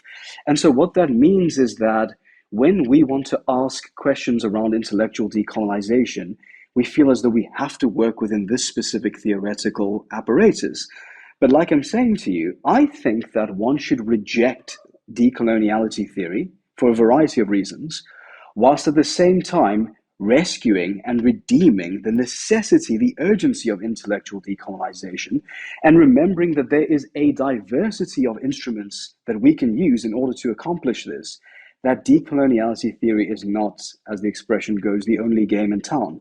And if they succeed in making that full conflation between decolonization and decoloniality theory, then they really have won, because what they've prevented is anyone from offering a principled critique of their work. Correct. So let's go deeper into decoloniality theory. And since you talked about the colonial matrix of power as something that if you are, let's say, a decolonialist, let's call it that, you have to have this as a background, have this as a perspective to move forward with the line of thinking, right? So let's go into that. What is the colonial matrix of power? And let's see what are the problems that we can find in it. Okay, thank you. Now, the colonial matrix of power is what I want to call the macro narrative, or the grand narrative of decoloniality theory. And it's also a particular way of narrating the history of the last 500 years. So the colonial matrix of power is an organizing structure that persists in the world today in spite of the disappearance or liquidation of specific colonial administrations. It's a set of power relations that can survive colonialism. And that's because the colonial matrix of power is, in at least one sense, epistemological. In other words, it belongs to the mind, it belongs to knowledge, it belongs to the way that we think about the world, the way that we make sense of our experience, and the way that we organize our experience. So Walter Mignolo, for example, has said in an interview that coloniality is not over, it is all over. And Nelson Maldonado-Torres has used the expression, I think he said something along the lines of, with respect to coloniality, it is the very air we breathe. So you can get a sense of how expansive and how wide-ranging this coloniality is. It infects absolutely everything that we have today. I'm going to get to a definition of colonial matrix of power in a moment, but I also just wanted to give this quote, which is from Walter Mignolo's latest book, The Politics of Decolonial Investigations, which I suffered the hardship of having to review, which means having to read this book, and I can assure you, it was painful, okay? He opens up with this line, he says, "No living organism at this point in time is immune to coloniality, and decolonial investigations shall unveil the underlying logic that has tricked all of us on planet Earth under the mirage of the universality of knowledge and of human destiny." And he also says that he is going to reconsider the cosmogonies and cosmologies that never sought to divide us from the living energy of planet Earth and the cosmos. So before I explain to you what the colonial matrix of power is, because he's referencing it there when he talks about this coloniality being everywhere, I think many people can get a sense of why Mignolo became as popular as he did because of the rhetorical style that he employs there. It is so expansive. It gives such a conspiratorial view of the West. No living organism, he says, is immune to coloniality. It touches absolutely everything. And he's saying that he is going to reconsider the cosmogonies and cosmologies that never sought to divide us from the living energy of planet Earth. So you can see how now that's quite powerful, because we live in a time today where we're looking around at the world and the prognosis doesn't look too good. We're living in a time of ecological catastrophe, increasing inequality, the resurgence of right-wing authoritarian regimes, global pandemics, and a sense of real disenchantment with respect to our possibilities of existing with respect to climate change and all the rest of it. So you can see how in a time which is characterized by such an extraordinary sense of defeat and despair and despondency, the rhetoric of a discourse which is messianic, which arrives and says, I'm going to deliver you from this planetary catastrophe, and I'm going to bring back these discourses that are living in harmony with the world and are integrated and will repair this sense of alienation that you feel. I think this has an extraordinary psychosocial compulsion for people. Even in the opening lines of Mignolo's new book, there's this highly conspiratorial reading of the West. And there's also a highly messianic or almost salvationist or redemption type logic based in these indigenous knowledges that are going to save us. Okay, so what is the colonial matrix of power? It is a global structure or set of structures that continues to enforce relationships of colonial power and domination well beyond the disappearance of formal colonialism itself. It is said to be inaugurated in 1492, the date of the Latin American conquest, because that is when ideas from the West and social structures associated with the West begin to be exported around the world. But it's not simply that these ideas were invented in Europe and then freighted to America. It was rather that this moment was constitutive of what later became Western modernity, because an idea of race was established in that period in order to make sense of the treatment of the indigenous or native populations. Now, the reading in very broad brushstrokes would go something like this. The European conquerors and explorers are looking at different societies and are going to exploit them, are going to dominate them, are going to extract resources from them, and are going to pull them into the orbit of a global division of labor in which parts of the world are going to become peripheralized territories that export their raw materials and that export their human capital and their slaves and their labor and so on. And other parts of the world are going to become the beneficiaries of that exploitative process. And race then becomes an organizing principle that is used to determine who on planet Earth is going to be assigned which position in this newly emerging global division of labor. These Europeans are, let's say, racist, so they see some of these people, whether they be black or whether they be Native Americans or whatever race they belong to, because they are racist, they have a hierarchy of different races.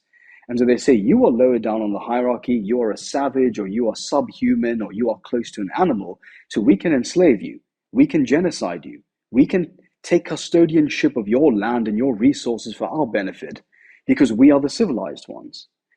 And colonial history is complex, but at least in some situations, they're going to say, we bring with us the light of civilization, so it is our task that has been entrusted by God in some cases to drag you out of the past in which you are languishing and to save you from yourselves and to deliver you to civilization. So the colonial matrix of power is the rationale or the justification for a certain global power system organized on the axis of race, and which then comes to organize the world for 500 years in terms of slaves, exploited labor, wage labor, where you find yourself in this capitalist system, globally speaking. is determined by where you were assigned in terms of this racial hierarchy. I think it's a remarkable theory, and I think it's exceptionally provocative and interesting. That part of the theory is known as the coloniality of power, but then Quijano also introduced another idea, which is the coloniality of knowledge. Now, this is the one that is most important to where decoloniality theory ended up going across the world. The coloniality of knowledge is saying that in the same way that there is this organizing hierarchical structure with respect to power and economics, in other words, where you are on planet Earth, what race you have been assigned to in this European hierarchy of the races determines whether you are a slave, whether you are a laborer, whether you are going to be subject to genocide, whether you are seen as a savage, how close you are between being an animal or a human. I mean, let's just take a moment to appreciate that these are ideas which, even speaking about today, they are poisonous, revolting ideas to think about and give us even more evidence about man's inhumanity to man, that we could treat one another this way. I want to make clear that I don't use this kind of language of animal and savage and all the rest of it in a neutral way. I can fully see why people who have experienced those kind of histories, that kind of humiliation, indignity, dehumanization, why they're going to consider retaliation against this kind of thinking as being of paramount importance. The coloniality of knowledge suggests that in the same way that the world is divided globally with respect to labor, a similar division happens in the realm of knowledge, happens in the realm of epistemology. You are someone who is seen in the hierarchy as being, let's say, African, for example. Then you are not considered to be human in this hierarchy because we're racists. We think as racists that you are not fully human. Your ideas, therefore, and your belief systems and your values and your forms of social organization are seen to be completely inferior to what's coming from my way of thinking, which is coming from Europe. I denigrate, I devalue, and I dehumanize you by saying that your thinking doesn't even meet the level of being eligible as knowledge. Your thinking becomes superstition, becomes myth, becomes irrationality, becomes paganism, and therefore I banish these types of thinking to the margins. And instead, I aggressively indoctrinate and promote my own way of thinking over you. And I suppose in a nutshell, that's what you can call the coloniality of knowledge. Now, again, I want to be entirely clear. I'm not saying that there's no such thing as a coloniality of knowledge. It is quite well studied and quite well documented that at least some of the practices that colonizing forces engaged in involved a dismissal of indigenous knowledge practices, ways of doing things, whatever the case might be. And that at least in many cases, this indigenous thinking was marginalized not because it was wrong, not because it was destructive or harmful, but simply out of a bias or a prejudice that resulted from the comprehensive racism that was in circulation in Europe at that time and which kind of governed a lot of Western politics and thinking. So that actually happened. It's not the case that every single type of thinking that came from indigenous people was simply banished. The West is a composite entity that has proven itself to be, the West so-called, to be remarkably creative in terms of adapting and absorbing traditions that they find helpful that comes from other parts of the world. They simply absorb it into their own way of thinking and then claim that it's Western thinking. But if we're going to be honest, we have to say that a lot of thinking that is being called Western these days, its intellectual tributaries are found elsewhere in the world. The West today is made up of thinking that came out of not only ancient Greece, but came out of their contact with Arabic scholars, that came out of their interactions with North Africa, that came out of ideas that traveled from Far East and made their way into the West, that came out of their grand voyages throughout the world where they were discovering new lands and peoples and so on. Okay, so the West itself, as we know it today, is a composite entity. And I think we do those cultures an extraordinary disservice when we keep banging on about the West, we hate the West, because we are not acknowledging how much it is in the West that comes from elsewhere. When you accept that the West says, this is my philosophical tradition, and you say, that's the philosophical tradition of the West, you're buying into the self-representation of the West, the story it tells about itself, where it is the grand civilization that is at a certain point in time internally invents modernity and is the modern progressive way of thinking about things. So we must be cautious about that. Anyway, I am becoming a little bit rambly there, so let's just stop by saying, what did we want to explain there? At least the coloniality of power, or the colonial matrix of power, and the coloniality of knowledge. I think those are two major operative terms in decoloniality theory. I'm happy to answer some questions on that if you like, but I can also spend some time talking about other key ideas that distinguish this theory from others. It's up to you, Kaio. Okay, and I don't know if you have any other critiques towards these topics that you just shared about the colonial matrix of power. If so, I think it would be interesting to hear, or else we can go into the other topics that revolves around the colonial matrix of power and then explore the critiques that we can find around it. Okay, yes, I think I have a great number of critiques of the colonial matrix of power, and over the course of my research this year, I've been canvassing a lot of writing that shows that many other African writers, whether or not they are engaging with decoloniality theory per se or other kinds of ideas in this trope of decolonization, they also have a number of problems with this grand narrative of history that you find in the colonial matrix of power. And principally, a lot of them converge on an idea that you've already mentioned, which is that this is an ahistorical, if not ahistorical, it seriously departs from the actual history of real places on planet Earth at various points. If one, for example, tries to take the colonial matrix of power, which might or might not be very explanatory in terms of the Latin American experience, and tries to export it to Africa and say, this is the narrative of colonialism, and so now this is going to explain what happened to you as well, you're going to find so many ways in which our particular history of colonialism resists this top-down imposition of the colonial matrix of power. So I just wanted to flag there that, yes, there are lots of criticisms of the colonial matrix of power, or the CMP as it's abbreviated in this literature. But I will bookmark that for the moment. Let's get to the critiques in a moment. I think let's continue to build up an inventory of critical ideas in decoloniality, and then we can start to put pressure on them. Okay, so we've said colonial matrix of power, coloniality of knowledge. I think next we can look at the question of epistemic primacy, or this is suggesting that this heavy focus on epistemology in decolonial theory. Now, one of the major proponents of decoloniality theory in Africa today is Sabelo Ndlovu-Gatsheni, and I've spent a lot of time reading his work, and I would say, I don't want to call him a celebrity, but I'd say that he is certainly a kind of he's kind of a spiritual leader of decoloniality theory in Africa, and very few people actually produce critical assessments of his work.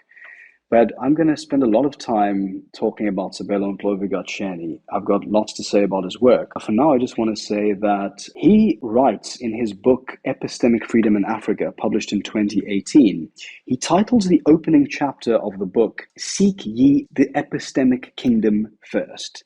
Now, I want to explain what that means. Seek ye the epistemic kingdom first is actually an attempt to play on a slogan that was popular in the speeches of Kwame Nkrumah, who I mentioned earlier, the first Prime Minister of Ghana, who in many of his speeches used to say, seek ye the political kingdom first, and all else shall be added unto it. Now, what he meant there was that in the decolonization process, the first thing that we want to do is seize the state apparatus, the political kingdom, and gain control of the political institutions that are being held by the colonial powers. Once we've got the political institutions under our own power, then all else shall be added unto it. So let's get independence first, let's declare political sovereignty, and then we work progressively towards more substantive meanings of decolonization. But what Sabelo and Ndlovu-Gatsheni and many other decoloniality theorists are saying is seek ye the epistemic kingdom first. They're saying the biggest mistake that these anti-colonial figures made was that they were using Western knowledge in order to oppose colonization. They were seizing political institutions that were Western in origin and therefore Western in their composition. And so the decolonization struggle was always doomed in utero because it was impossible to achieve decolonization. The master's tools cannot dismantle the master's house. So what we need to do is seek the epistemic kingdom first, because that means in decoloniality theory, epistemologically, we need to bring back indigenous values, African values, those type of ways of conceiving of politics. And that is how we should have been organizing the decolonial or anti-colonial struggle. Because if we did that, we wouldn't have been captured from the very outset by Western ways of thinking, Western forms of political organization. One of the main ideas that you find in decoloniality theory is this emphasis on epistemology and emphasis on knowledge, and the idea that if we go back and reject Western epistemology and bring back African epistemology, in this case, then we will be able to truly get beyond this impasse that we find ourselves in politically. This is also relevant because a critique that's made of many of the early anti-colonial politicians and revolutionaries and so on is saying that they were educated in the West, they were trained by the West, and so they were subject to a kind of ideological programming by Western values. And so even the way that they were thinking and the ambitions and objectives that they had were fundamentally out of keeping with an African epistemology. Now, I think that idea is going to become useful to us later on when we start to look at some of the forms of authoritarianism or identity essentialism or identity policing, the door to which is quickly opened by this kind of thinking. I also wanted to say to you that it's as far back as in the writings of Aníbal Quijano that one also finds this idea of epistemic primacy. There's a famous essay by Quijano in which, talking about the conquest of Latin America and the various repressions that it entailed, he writes, and here I quote, "The repression fell above all over the modes of knowing, of producing knowledge, of producing perspectives, images and systems of images, symbols, modes of signification, over the resources, patterns, and instruments of formalized and objective expression, intellectual or visual. It was followed by the imposition of the use of the rulers' own patterns of expression and of their beliefs and images with reference to the supernatural." So that's another example of epistemic primacy, because the repression of colonialism fell above all, as he says, over the modes of knowing. So the types of knowing things, the knowledge systems as they called that of the indigenous people, that was the principal site at which this repression was inflicted on native peoples, and a mystified vision of European superiority was put in its place. So their colonialism is made all the more powerful through a kind of ideological programming or brainwashing of locals who come to hate their own culture, who come to see their own culture as backward or savage or primitive, and come to be enormously seduced by all of these ideas that are coming from the West. Okay, so that's the idea of epistemic primacy. Now, the last idea that I want to look at in decoloniality theory is the idea that coloniality is the darker side of Western modernity. Now, this is the name of one of Mignolo's most famous books. And when Mignolo talks about modernity, he often stylizes it as modernity/coloniality. He speaks of modernity and coloniality as though they are two sides of the same coin. Now, this is a critical idea in decoloniality theory because it implies that there is no modernity without coloniality. These two phenomena tend to become telescoped into one another, or they collapse into one another, such that there is no principled defense that can be made of modernity or of the values and institutions associated with Western modernity. And I think that becomes quite a serious challenge to the theory. Let me explain a little bit more about what I mean here to make it clearer for your listeners. Perhaps it's a good idea to begin by explaining what we mean by modernity. Now, Modernity can be a very intimidating term to talk about. It's complex. What does it mean? There are so many ways of making sense of it. For example, if you read the work of the exemplary Marxist theorist Frederick Jameson in his book A Singular Modernity, he gave a very complex engagement with all the different ways in which one can make sense of what does it mean to be modern, what has it meant historically throughout the ages. And similarly, one can look to the work of Raymond Williams. Raymond Williams's handbook Keywords also traces a kind of etymology of the word in terms of its conceptually and in terms of the ways that it's been deployed historically. For our purposes, what modernity means is a set of social and cognitive transformations that begin to take place in Europe at a particular time in history. And depending on where you set the border, it could be the 1500s, the 1600s, sometimes even going up as far as the 1800s. This is when the modern world is coming into being.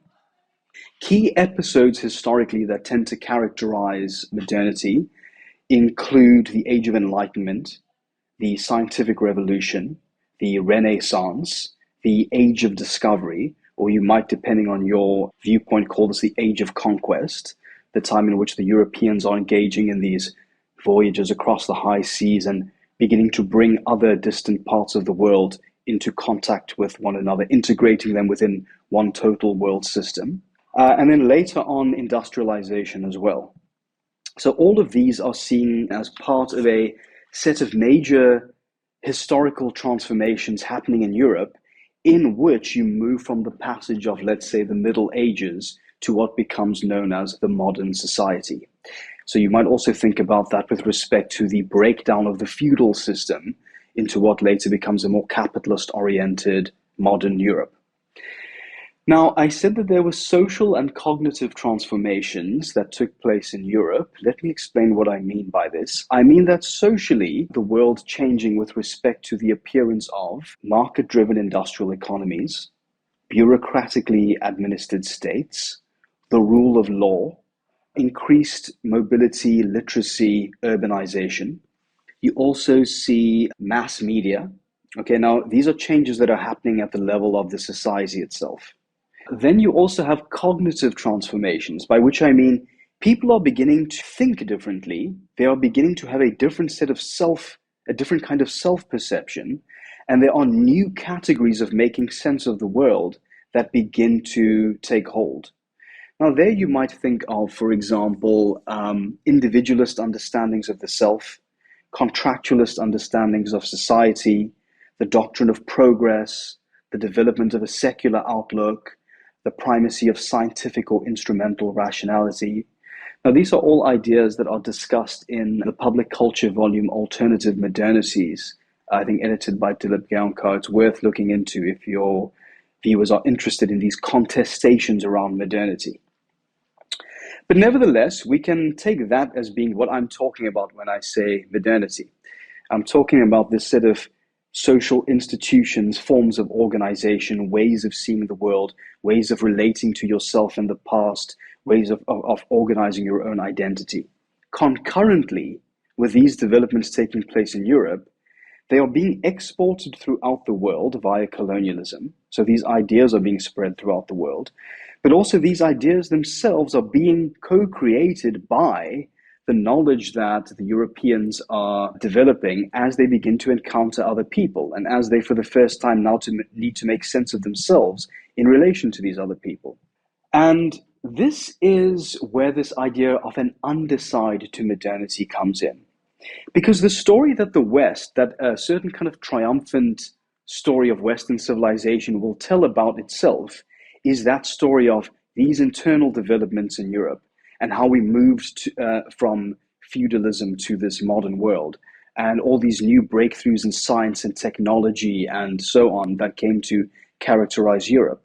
But what they tend to systematically exclude in that telling is that at the very same time that modernity is taking off in Europe and is being transported throughout the world via colonial contact, that indigenous people are experiencing the arrival of modernity as racism, as slavery, as exploitation of labor, as extraction of raw materials and resources, territorial dispossession, patriarchy, violence, proxy wars, conflicts, and so on and so forth.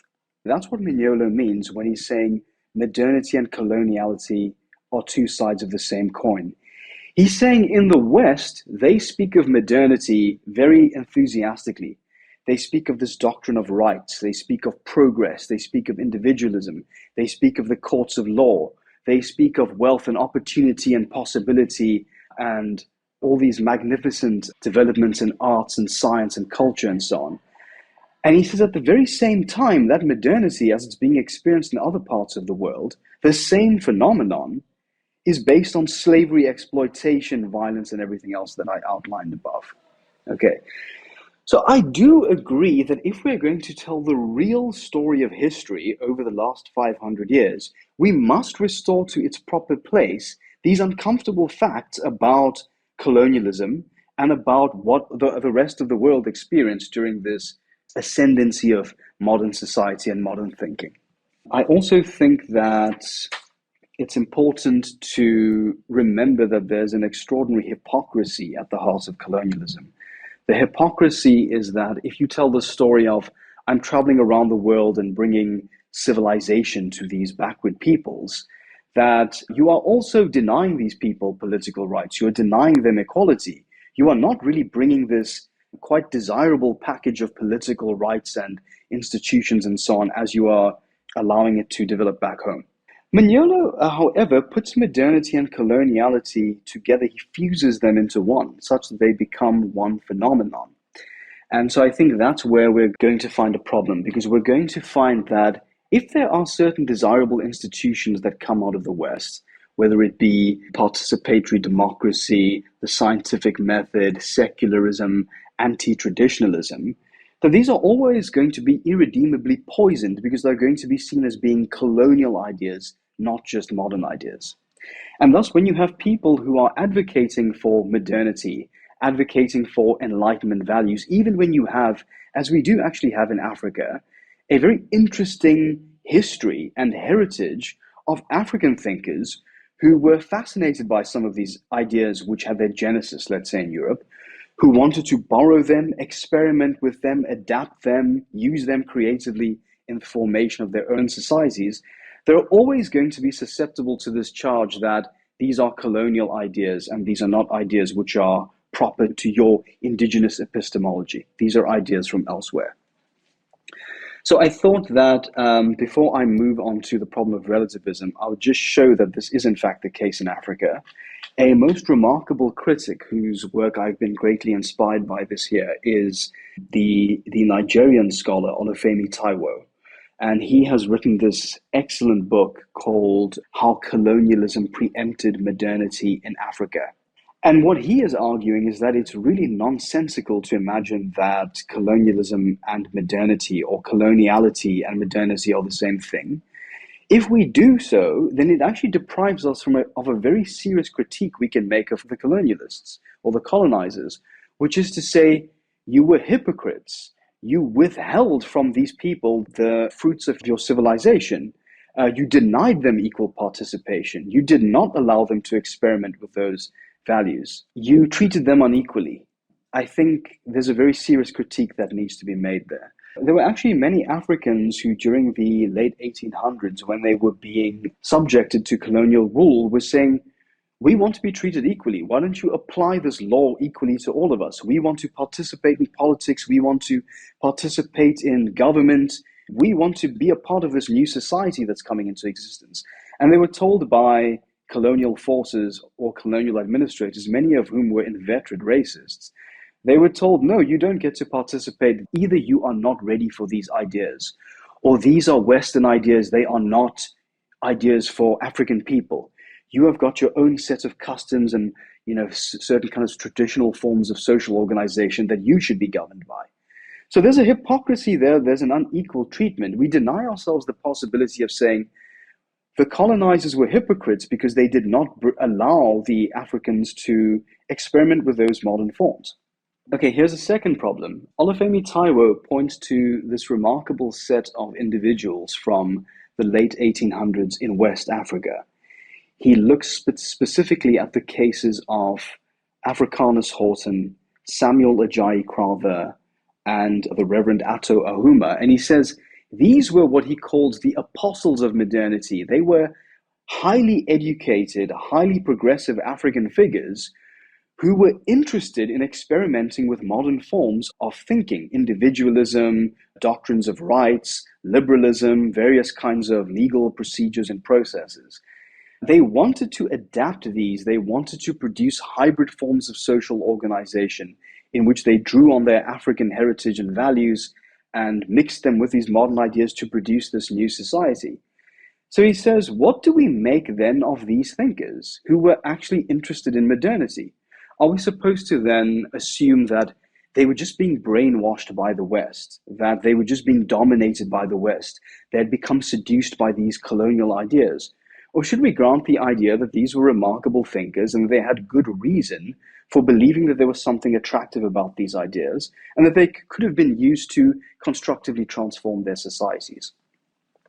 So that's just one way in which I want to put pressure on this idea that, yes, I do agree, and one must take seriously the fact that this cheerleader vision of the West as modernity and look at how we've spread democracy to the world and so on is really complicated when we look at the fact that much of this progress in Europe, this development, is based on exploitation, enslavement, and horror elsewhere. But I think that to put the two into one another and to deny us the possibility of separating out modernity from coloniality, I think is a short-sighted move. And I think that many critics agree with this as well. Okay, let me now move on to the relativism situation, which derives from this version and this reading of the world. Now, firstly, the decolonials hate the idea of universalism. The word universal might be the most wretched word in the English language as far as they're concerned. And this is because they think that universalism, or the idea that there are universal values and aspirations for the human species, that is a toxic projection of the West, of the colonial West. The West had a certain internal history, its own trajectory of development, its own set of values and institutions that developed in that modern moment. And decolonials believe that the West went around through the process of colonialism, falsely projecting these values as universal, and saying that actually all societies in the world should develop economically, socially, according to these stages of evolution, and these stages of evolution that conform to the European model. Now, this is an enormous problem. It's what is sometimes called Eurocentrism. It's thinking about the entire world from the perspective of the West, or the perspective of Europe, and assuming that all places in the world are going to conform to the same experiences that Europe has gone through.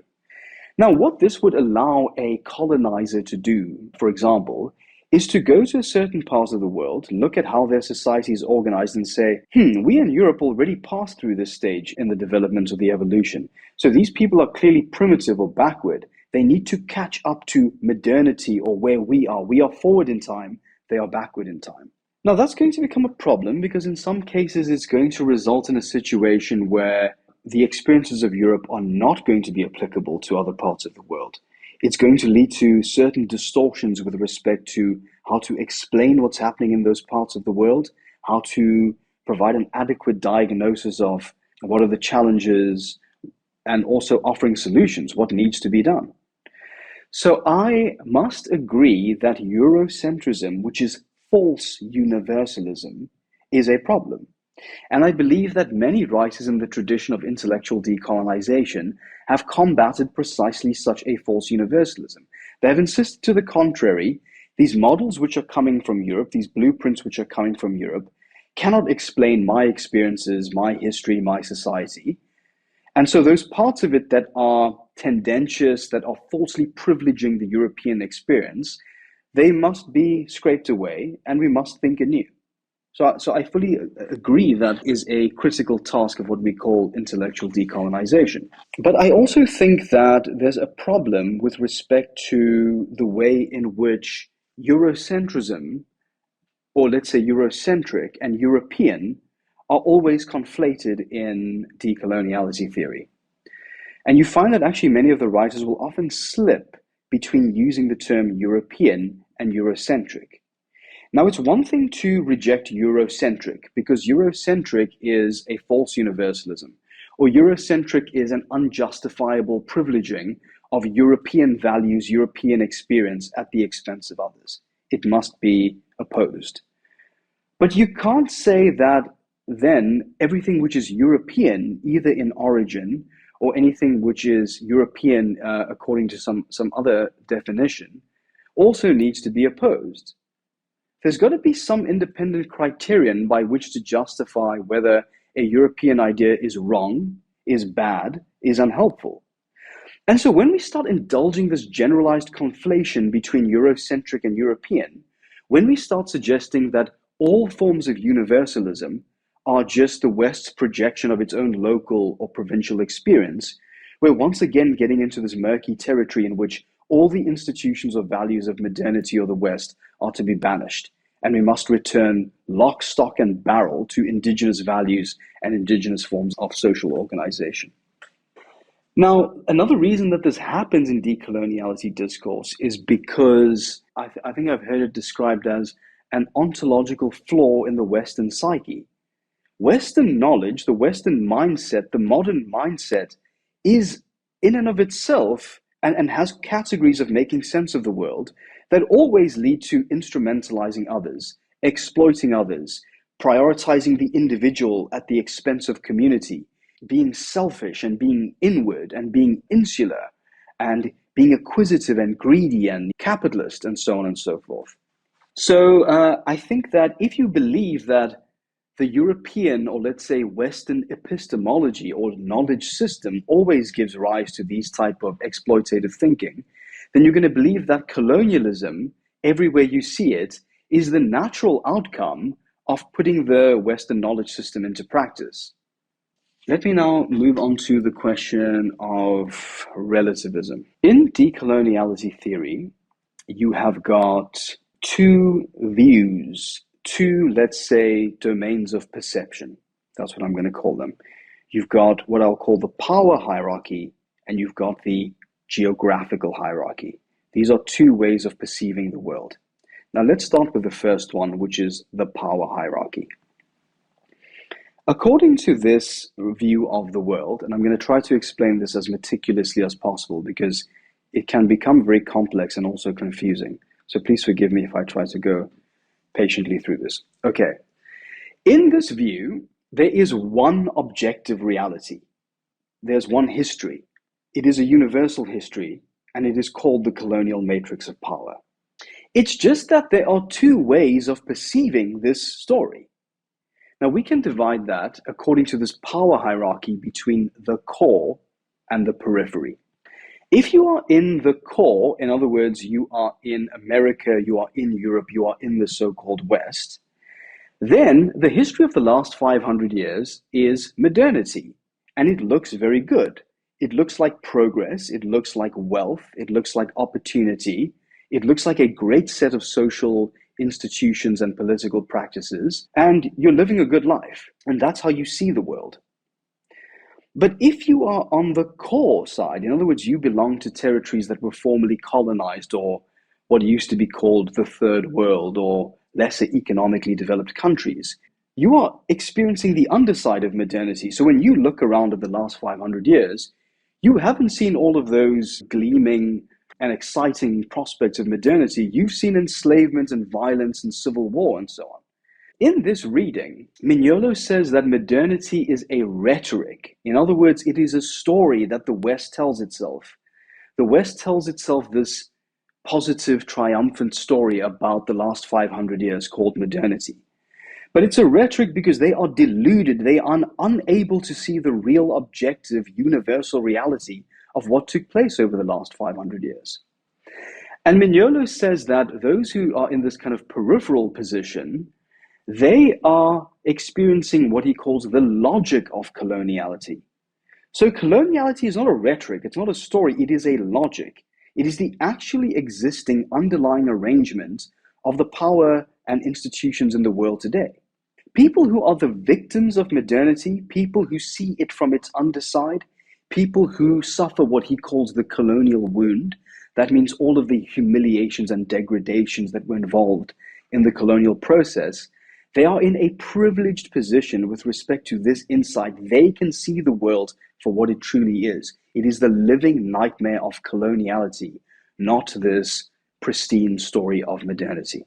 That's the power hierarchy. There is one objective reality. There are two ways of perceiving it, core and periphery. People who are in the periphery have a privileged insight and can see the world for what it truly is. Let's now move on to the second one, which is the geographical hierarchy.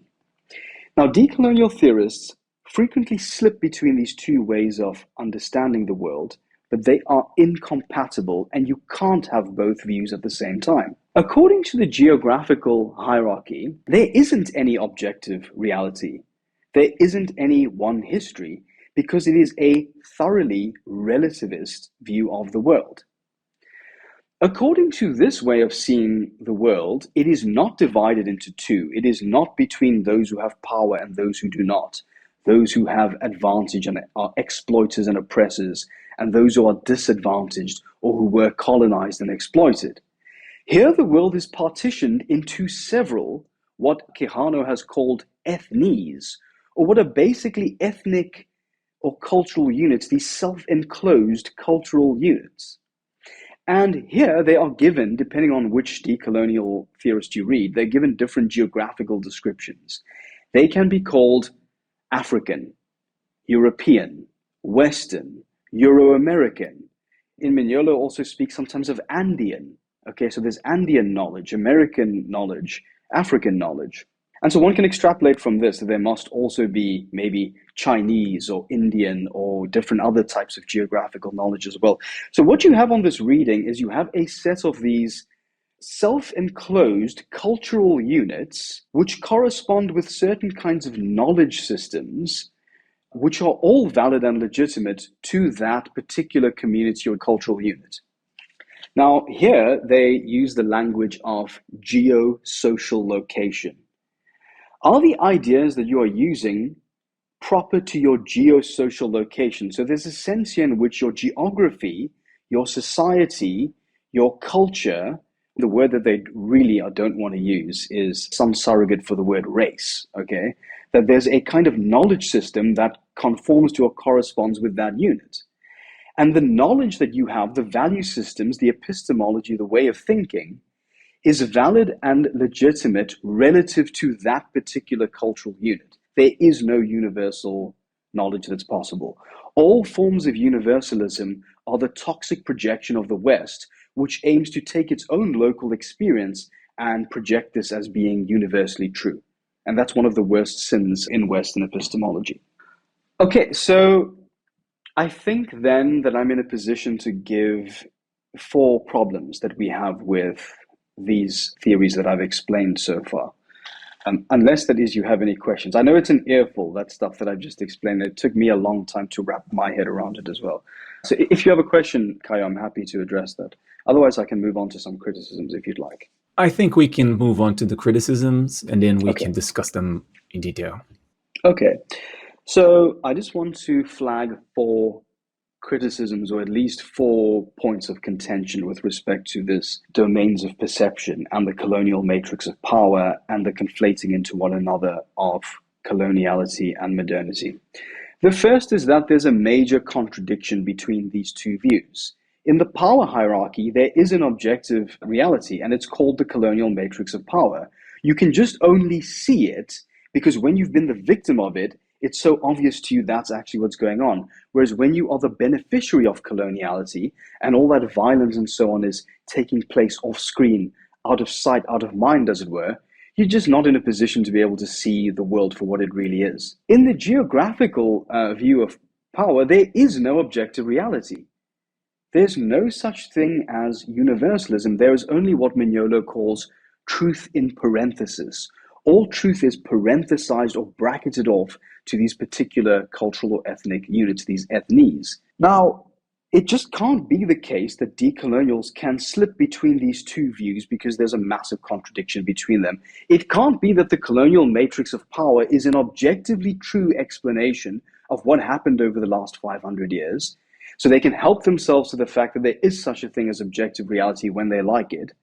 Or when they don't like the idea of universalism or objectivity, they can say, no, that is arrogant, that is a Western projection. All knowledge is relative. There is no such thing as objective reality.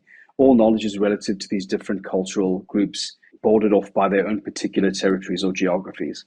So that's the first kind of conceptual difficulty at the heart of decoloniality, which is if I deprive myself of the ability to believe in an objective universal history, how am I then going to offer a critique of the colonial matrix of power as being a true reading of history?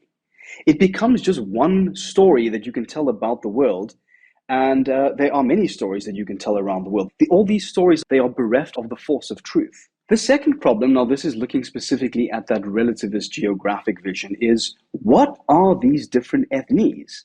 Surely the decolonial should be able to give us a full accounting of what all the different ethnies are and what the different knowledge systems are.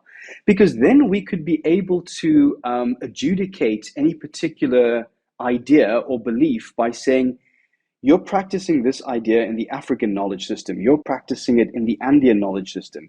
Does it conform to your proper localism? Does it belong there? Does it come from the epistemic community, shall we say?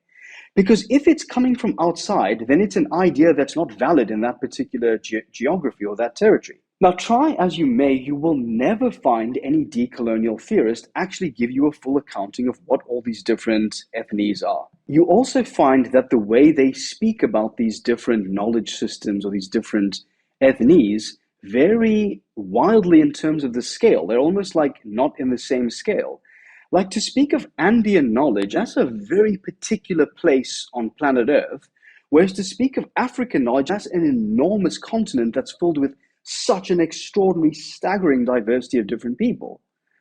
To speak of Euro-American is to take two different places and create this kind of composite geography.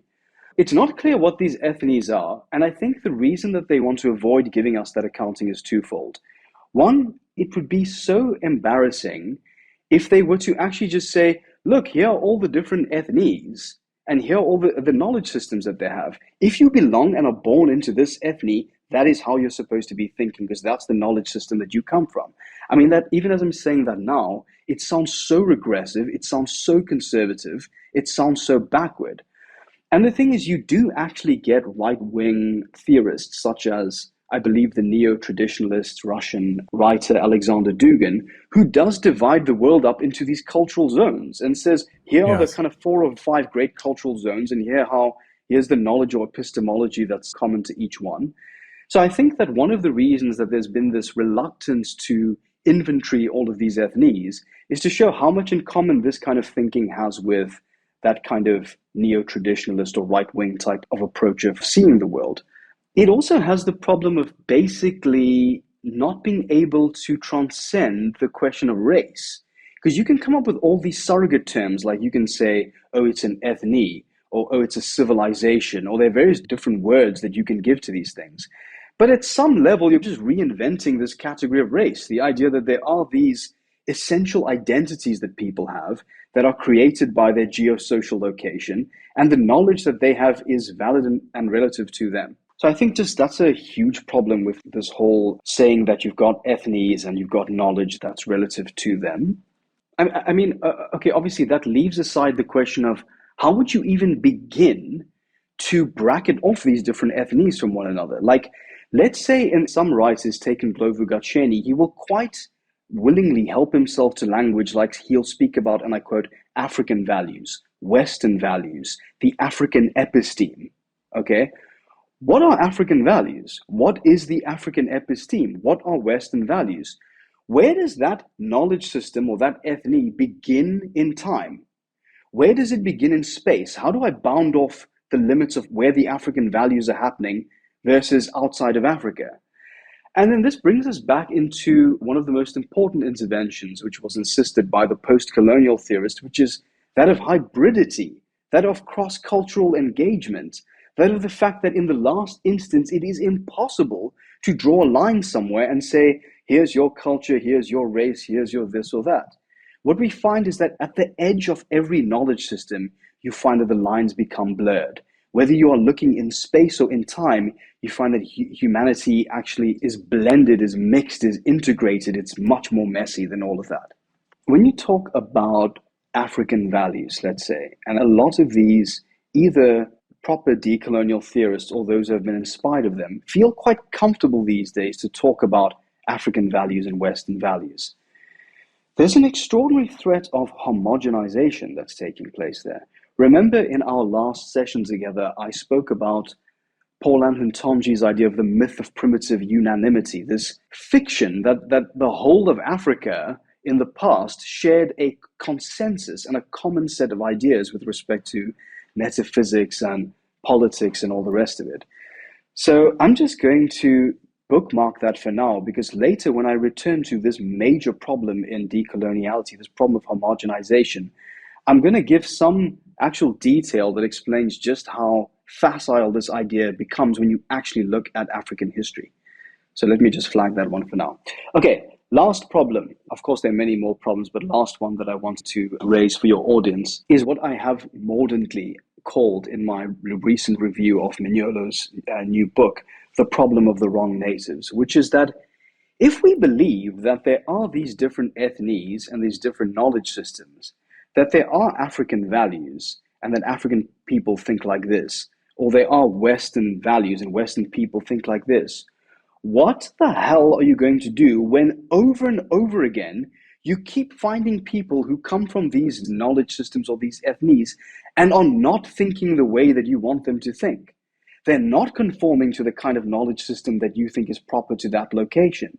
They are troublesome because they're thinking differently, or they are challenging the status quo, or they are putting pressure on what is supposed to be the knowledge that's proper to their location. What are you going to do about these people? Are you going to say that they are abnormal? Are you going to say that they are aberrant?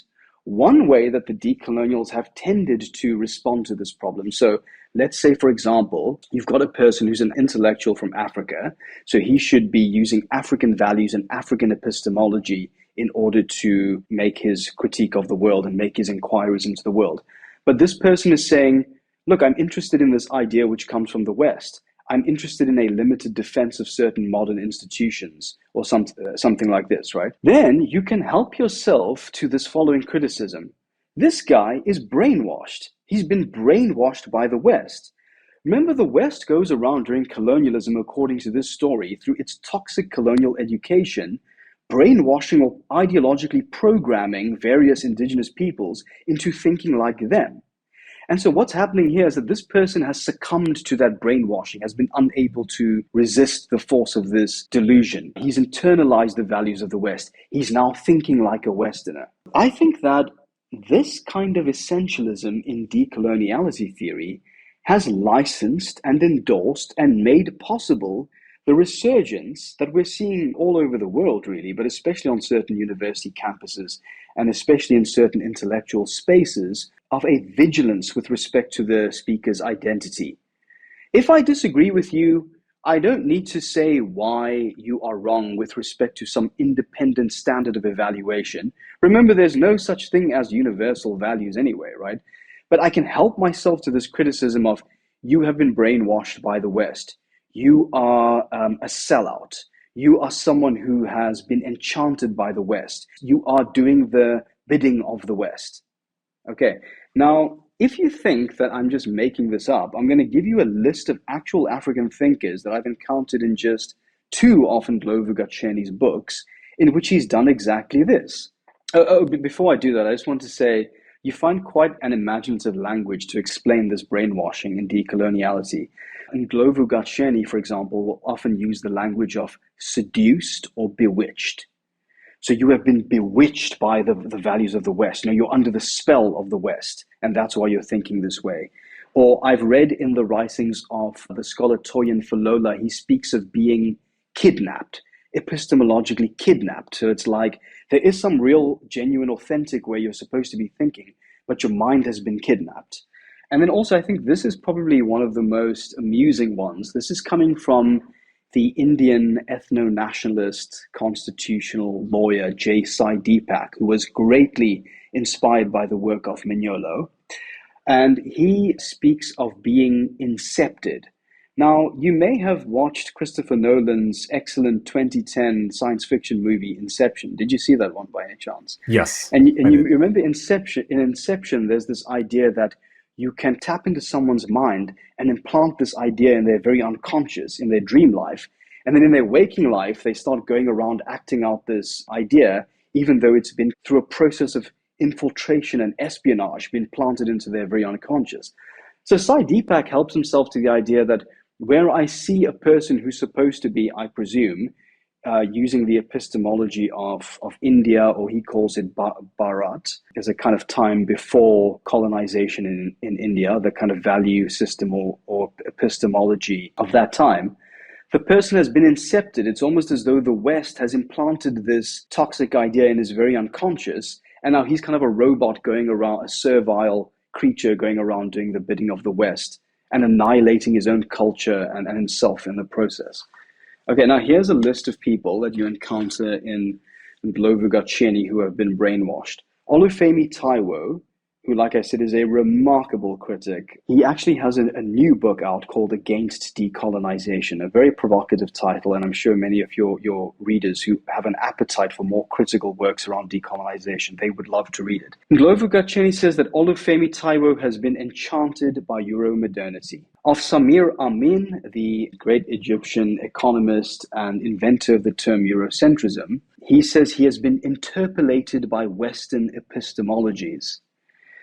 Where he disagrees with the theorist Achille Mbembe has done a lot of work critiquing this kind of essentialism, this identity essentialism that you find in various kind of African traditions of resistance in the 20th century. And he's an excellent critic of that. He has been accused of, and I quote, caricaturing legitimate African concerns as nativism. And then you've got, just to give one more, you've got Jonathan Jansen, who's a major figure in higher education here in South Africa and quite a serious critic of decolonization discourse as well. He's been accused of a disturbing intellectual arrogance. So what you can see here is that Ndlovu-Gatsheni is helping himself to this idea that when I disagree with you, I don't need to engage with you. If I think that your ideas are endorsing Western values or endorsing modernity, which are not proper to your epistemology, then you are selling out your African values. You are seduced, enchanted, interpolated, incepted, kidnapped, or in some sense, you denied the agency to be able to say for yourself, actually, I think this is a pretty good idea, even though it comes from the West. That, I think, is one of the strongest critiques that I have of this whole emphasis on the ethnies, that it's licensed a kind of vigilance around identity, that it encourages a kind of system in which one can disagree with someone on the basis of what they look like or what culture they come from, and say those ideas are not proper to you. And in the old days, there was the language of the Uncle Tom or something like this, but now it's like you've got this ostensibly sophisticated, academically endorsed vocabulary with which to criticize your opponents and accuse them of selling out their African values or being hopelessly enchanted by the West. Okay, so there are 4 criticisms. Just to briefly recap, you've got the contradiction, a major contradiction between these two views, between objectivity and relativism. You've got the problem of what are these ethnies? It's just an undefended assumption that circulates throughout the decolonial literature and which is taken as read even though it is incoherent at bottom. You've got the problem of without objectivity, how can I even speak of a colonial matrix of power? It's just one story among many others. It's one dogma among many others. And you've got this problem of brainwashing or accusing anyone you agree with of not conforming to the way they are supposed to be thinking in terms of the ethne or the knowledge system that they were born into, all of which sound pretty regressive to me. Yes. And what would you guess is the main reason for having this kind of perspectives into the academic world? Like, how did it get to this point? That's the main question. How these ideas were able to prosper and get written, like the book, Mignolo's book that you're mentioning, that it has 800 pages.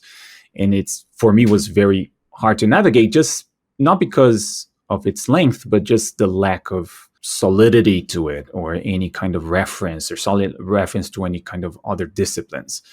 But how do you think we got to this point of having, like, in the humanities, having these kind of ideas being spread? Because I think one of the main points here is it's very hard to even start a conversation to whoever supports these ideas, because they don't accept the basic principles by which science works, right? So how did we get here? Okay, thank you. It's a fascinating question. It's one that I'm spending at least a good 25% of my dissertation trying to answer. So I would say that I'm in the investigative stage of answering that particular question. I've got a lot of interviews and various other forms of engagement that I'm using to try and address that question.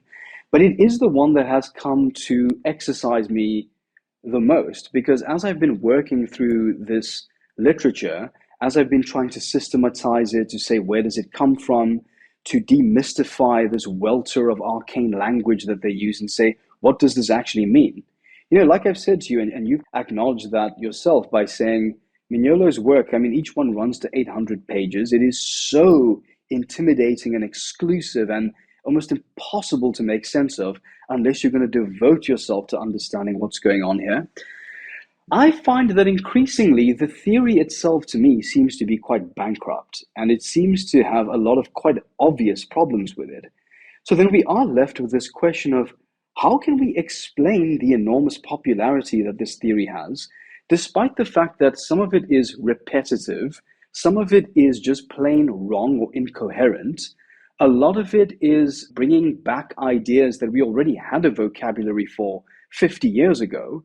A lot of it is proceeding with a kind of amnesia, as though there wasn't this quite extraordinary moment in, let's say, African political discourse where these ideas were being tried out.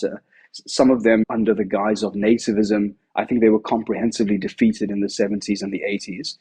What explains the popularity of this discourse? I can't answer that question for you. I can't have the final word. But what I can offer you are a series of suspicions that I have about how this came about. And I think that they can be explained more through reference to what I call the psychosocial compulsion of decoloniality theory, rather than its theoretical cogency.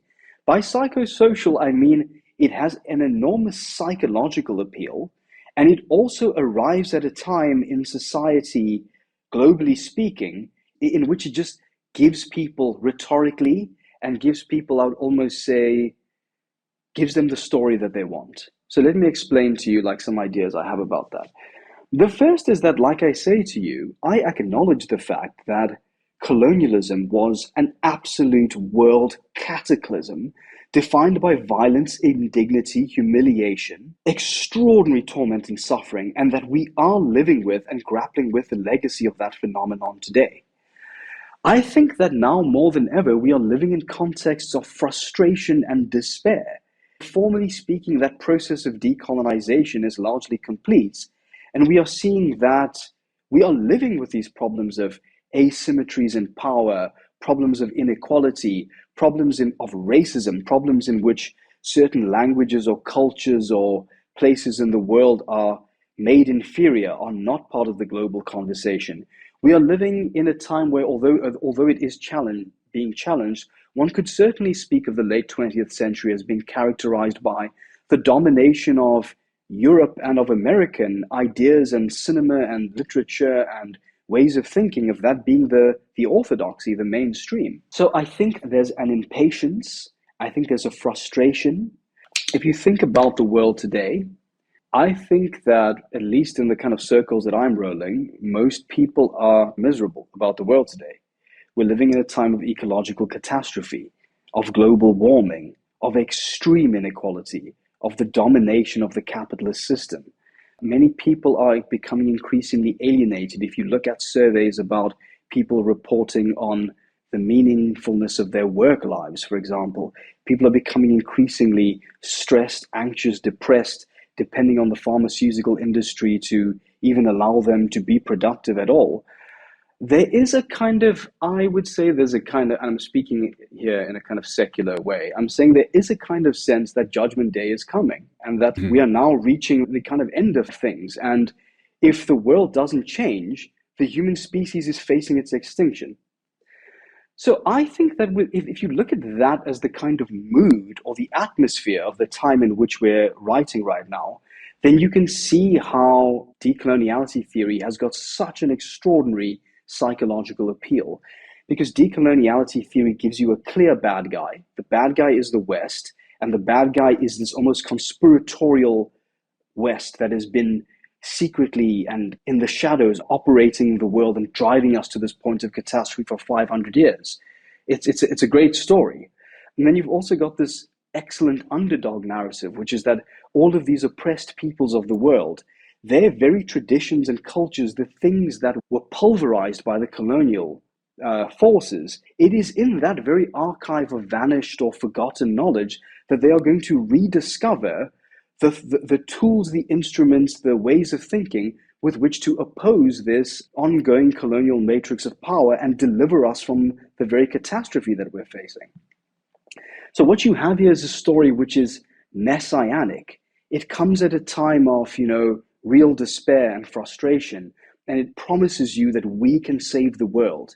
And it promises you that in the very ways in which colonizers humiliated you, took your land away, annihilated your ancestors, and just did the most horrific things with respect to your philosophy, your ideas, that you are going to oppose them bringing back those very ways in which they insulted and humiliated you. So, okay, I've explained that there in a kind of general way, but what I'm trying to elaborate here is that you can see the psychological appeal that a theory like this will have to people who are living in the aftermath of these terrible things that happened all over the world via colonialism. So I think that's one dimension of it. I think the other is that it's very appealing to think of yourself as being the underdog and being the good guy, and to have this kind of clear enemy in mind. It's like, at the end of the day, we are these glorified apes on some level. So I think there is a kind of way in which, if we think about the world as good and bad, and good versus evil, and you tell everyone this epic story about colonial evil and how these people who are oppressed are coming back and they're going to armor themselves up with these epistemologies that were smashed up by colonialism, and we are the good guys, we are the innocent ones, the meek shall inherit the earth. I mean, it's a structure of narrative and fable that goes back to our most ancient stories that we tell about ourselves.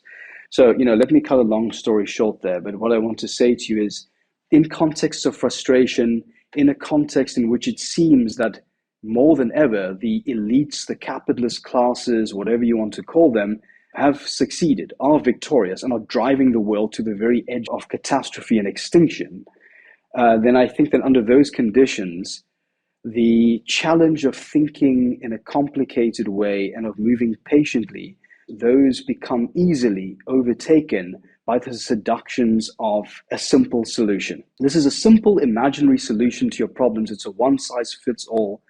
It's a unifactorial explanation. The colonial matrix of power is responsible for all your problems today. You need to go back to your indigenous epistemology in order to oppose it. Let me leave it there. Okay, yeah, it sounds like something that is happening, and then I think the simplifying factor of dealing with the history of the world, of cultures, and just not going into that and just giving very broad categories, and then almost like you said, like a conspiratorial perspective into things is just very appealing to people overall, right? One thing that bothers me is just like how much access we have today to knowledge and into other disciplines, and how much of that is not even used by the humanities sometimes, like humanities as a field. For example, one thing that got me while reading the book was, where are the basic terms that were coined by anthropology itself? For example, ethnocentrism, right? It seems like what is being proposed is an ethnocentric perspective on everything. And we already know by is Anthropology 101, which is something that every culture has, and it blinds them from understanding other cultures' perspective. So if you're counting on that as a solution or something like a peaceful solution to the problems we have today, it's going to fail. It's not going to lead to anything peaceful, because this homogenization of cultures just gives you this false idea that it's going to lead you to peace, which is not. And then we can see this perspective being used by populists, but in a neo-traditionalist perspective, which is like, yeah, we have our own perspective, our own ethne, and this cannot be judged, this cannot be disqualified as a valid way of looking to the world and interacting with the world and establishing values and future plans and even wars into the future, right? Which you see in Russia with Alexander Dugin, as you mentioned. But this can also lead to more problems, right?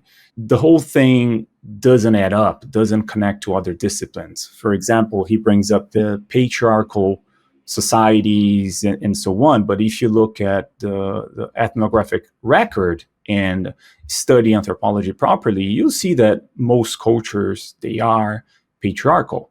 Matriarchal cultures are quite rare. So if you talk about decolonization, you're talking about bringing back patriarchal values in cultural structures. So there are things that do not match with whatever Mignolo has in mind in terms of the objective of his ideas. If taken seriously, it's not going to lead to what he's trying to push forward at all. I don't know if you had this perception too. Oh, completely. You are totally speaking my language, and I'd love to even say a bit more about that. Let me just start by agreeing with you, right, with respect to the ethnocentrism of all of this. Firstly, we are seeing a world, and we're seeing it manifested on the political right, where there is this increasing emphasis on anti-globalization, on not wanting to interact with other cultures, on seeing other cultures as a kind of foreign invading forces. So get rid of the immigrants, let's withdraw, let's insulate ourselves from the world. We don't share the same values. Our worlds are incommensurable or incompatible with one another. We are seeing that kind of withdrawal into the self and that reemergence of this kind of primordial thinking around me and my tribe or my people, and we're so different from you. I think it's happening all over the right. I think there's no shortage of examples. I think if one looks at slogans like Make America Great Again and getting rid of immigrants there, you look at Brexit and wanting to disconnect from and pull inward. I think you're seeing it on the right. You see it in South Africa as well. You see it with the emergence of new political parties that emphasize indigeneity and authenticity. And these are the things which determine whether you should have power or how we should be running politics and so on. I think ironically that decoloniality needs to be categorized alongside those same right-wing movements precisely because of its emphasis on identity. Like, it's so funny to me the way that it somehow escaped this criticism of leading toward authoritarianism, leading toward solipsism and insularity, leading towards doctrines of radical alterity, and leading towards this kind of reappearance of race thinking or ethnocentrism. They've just come up with all these new synonyms for it to try and dodge the awkwardness around using that language. So I do agree with you, and one of the things that I want to do in my work, especially looking at how certain strands of decoloniality theory have been picked up in parts of South Africa and Africa, is to look at the ways in which it can be made sense of as populist, as authoritarian, as right-wing, as nativist. And if that's true, it would really be quite an indictment against this theory that is certainly being received by some people as this glimmer of hope, this radical force with which to oppose the orthodoxy and so on and so forth. I can spend some time talking about what you've said about if we are decolonizing and if we are bringing back indigenous systems and values, and if we're not going to be critical about them, and if we're not going to have any independent metrics of assessing whether they're good or bad, is that not going to lead, at least in some cases, in a slide towards things like patriarchy, for example? I wonder if I could do that as part of two more major criticisms that I wanted to offer on decoloniality. So I wanted to make the claim that the colonial matrix of power is ahistorical, and then I want to make the claim that there's a romanticization of the past and a homogenization of the West. I think those are three great criticisms, and I think those 2 points that you've observed quite well there could be categorized under them. So will you permit me to go ahead with that? Sure. Okay, great. So the colonial matrix of power is the 500-year-long macro narrative, the grand narrative, which explains world history over the last half millennium. And it involves an epistemological blueprint, so a way of thinking about the world that is developed in the West and is then exported throughout the world via colonialism. Now, some critics, I think, have quite damningly argued against the CMP that it is its own kind of false universalism. If it's telling this one story of colonial domination that happens in Latin America in 1492 and then explains all subsequent forms of colonization as they took place on planet Earth, well, I think that story needs to be put back in its place as well, because there are various ways in which, when you apply the CMP to, say, African colonial history, you discover that the facts frequently resist being absorbed by this one story. So, I called it a unifactorial explanation or a monocausal explanation. It's like you can tell this one story CMP and it explains everything that's wrong with the world today, and it's the natural result of Western thinking. If you look at Africa, you find that colonial history here is much more complex than that. You find that it's not just a case of colonists arriving and committing genocide against people. You find that, in Africa, for example, some interior parts of the continent were only colonized, so to speak, as late as the late 1800s, the third or even fourth act of the 1800s. Some of your listeners may be familiar with the important dates of 1884 and 1885, which are the dates of the Berlin Conference, which kind of formalized the scramble for Africa, whereby, quite unjustly, many territories in Africa are partitioned out into these different colonial possessions.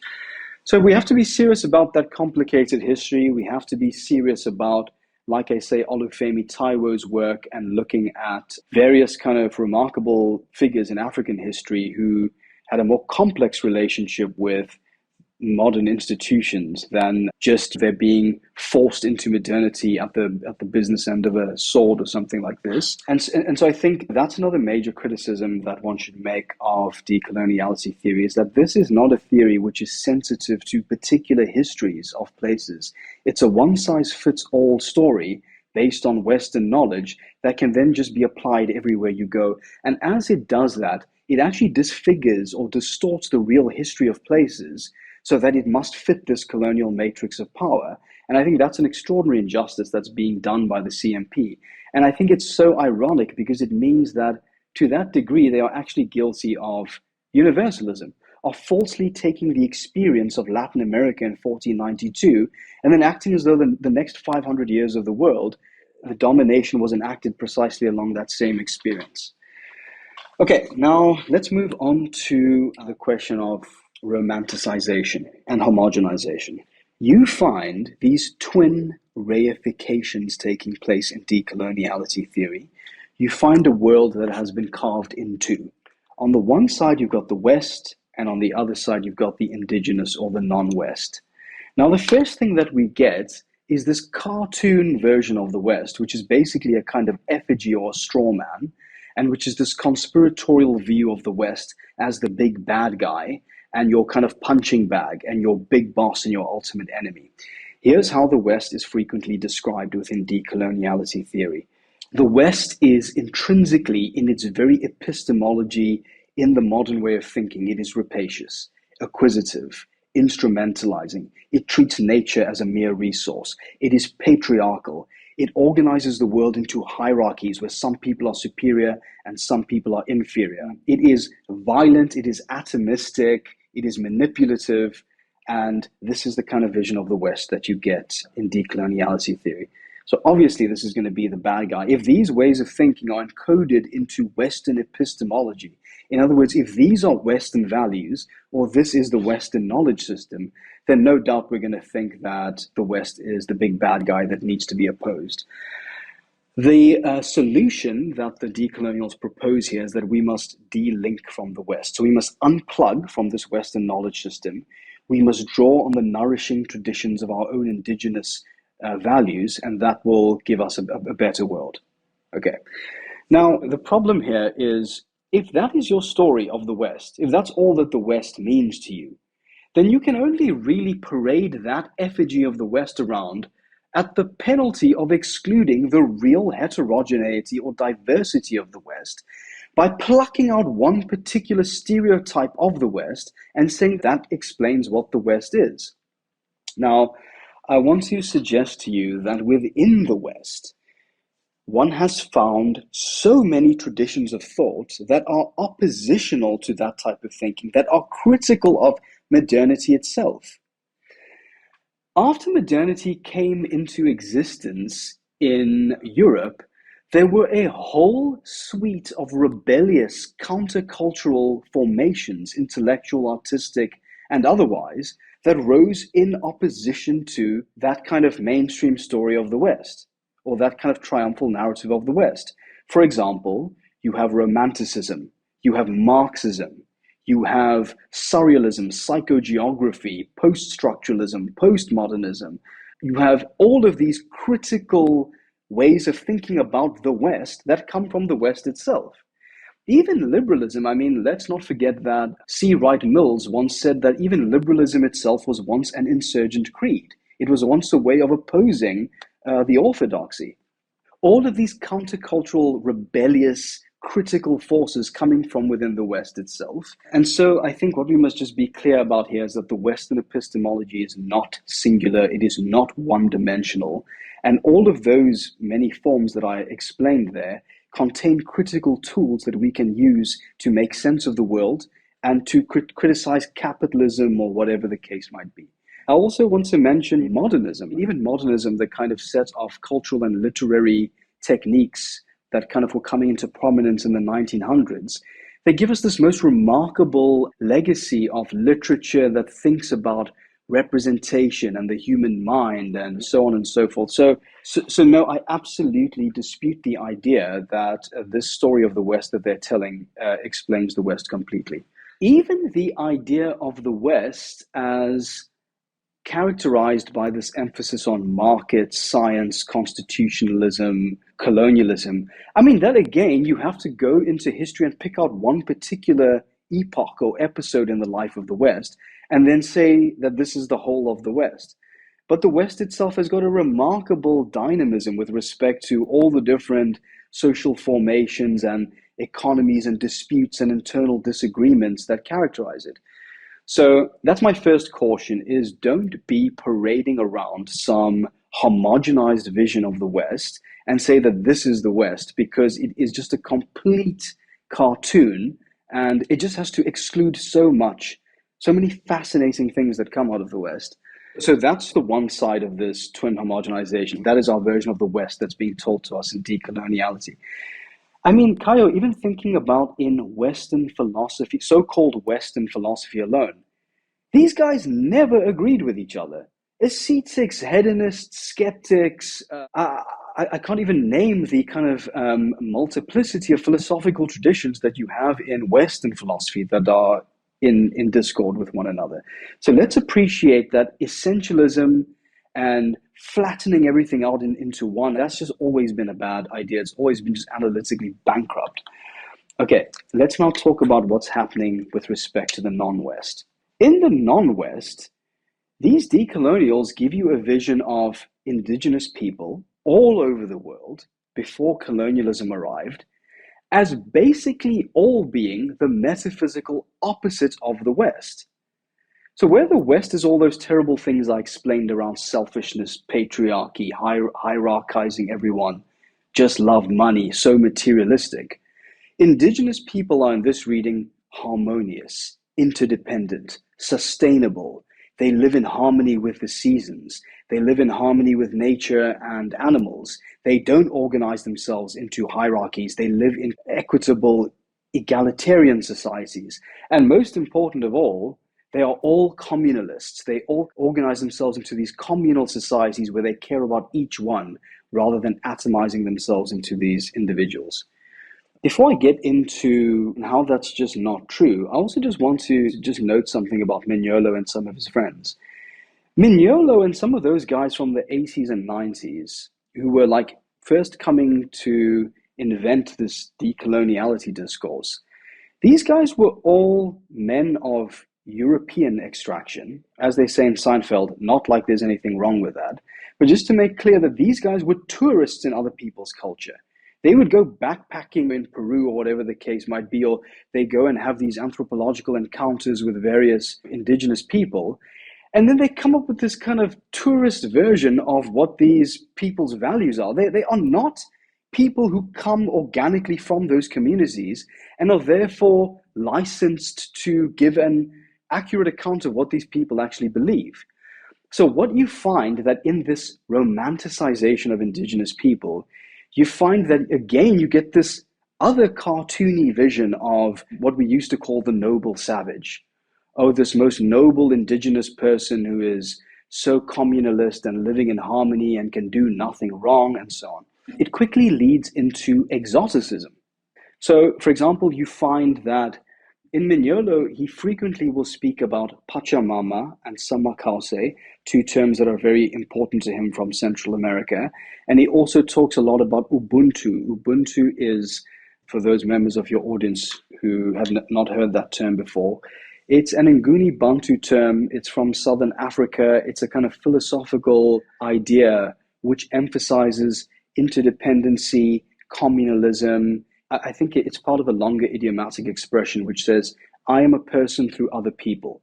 So in other words, I am not just some person closed off by myself. My identity, I can only know who I truly am in concert with other people. I can only make sense of myself, not only my being, but also the role that I play and so on through this kind of interdependency with one another. I rely on others, I depend on them, we all depend on one another.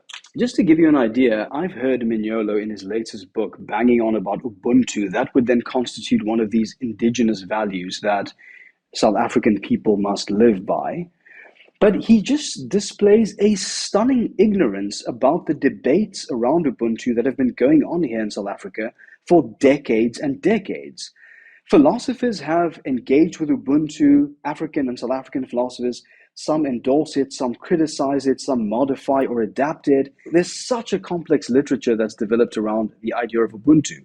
But in Mignolo, what you find is just this kind of cheap, exotic idea of Ubuntu as a synonym for indigenous communalism, and we must all bring Ubuntu back, and that would be a way of delinking from the West and bringing back these indigenous values that have been destroyed.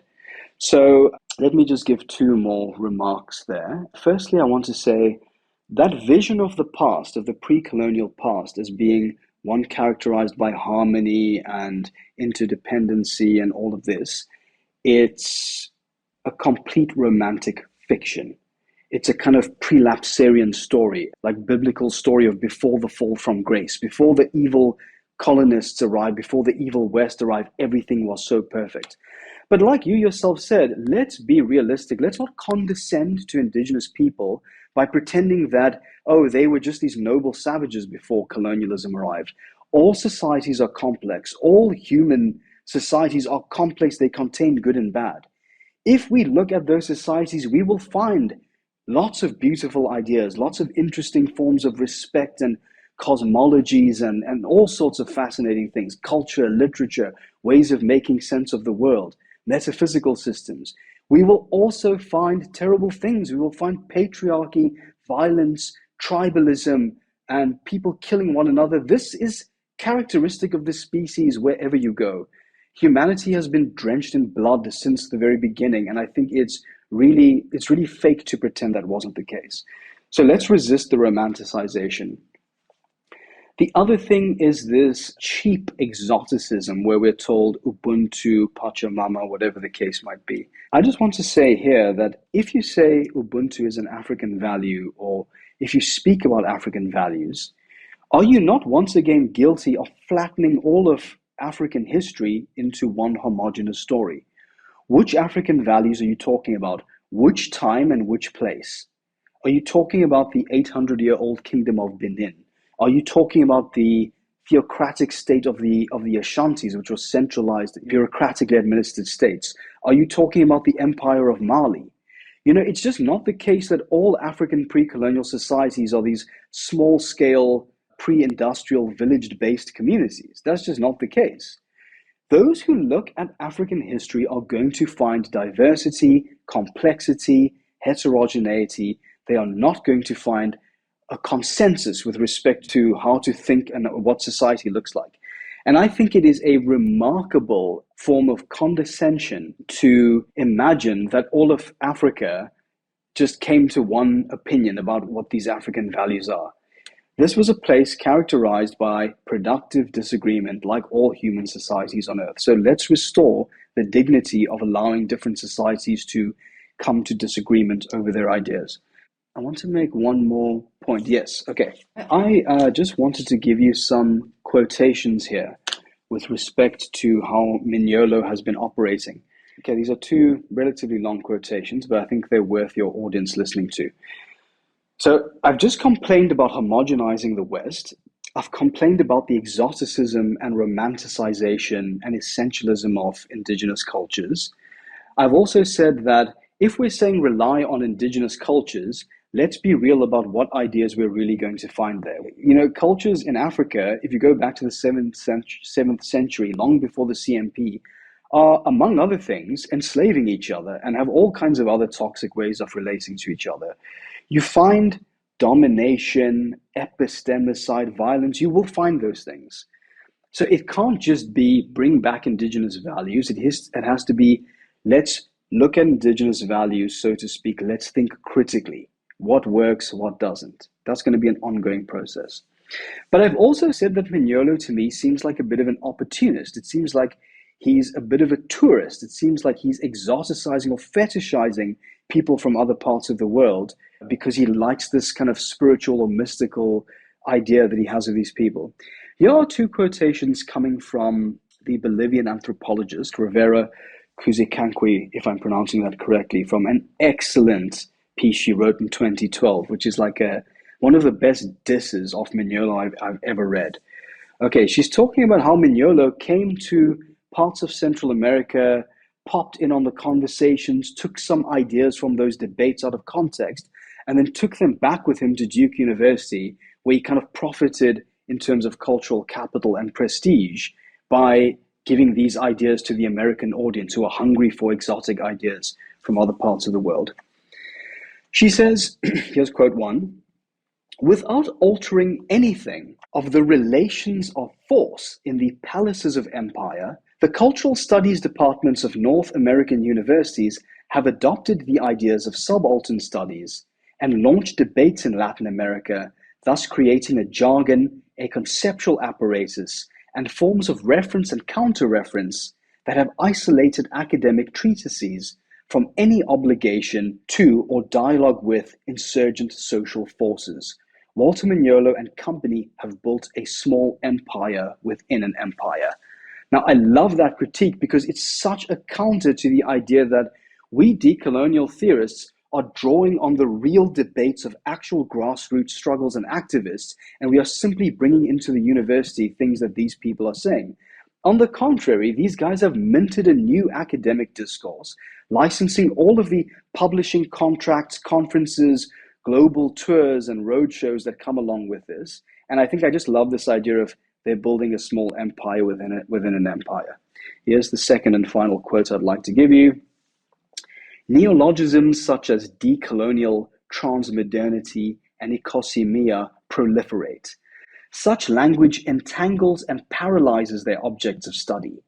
The indigenous and African-descended people with whom these academics believe they are in dialogue, but they also create a new academic canon that establish hierarchies and adopt new gurus, Mignolo, Walsh, Enrique Dussel, equipped with cultural and symbolic capital, thanks to the recognition and certification from the academic centers of the United States. This new structure of academic power is realized in practice through a network of guest lectureships and visiting professorships between universities, and also through the flow from south to the north of students and of indigenous and African descent, providing theoretical support for racialized and exoticized multiculturalism in the academies. So I just wanted to give that to you because I think she says it better than I could. This critique has been coming from the very global south, from activist scholars and from others for quite a while now. So no one should make the mistake of thinking that Mignolo's brought this new discourse to the table and has gone unchallenged. Some of the very people with whose ideas he is interfacing have for a long time been quite suspicious of this whole decoloniality program.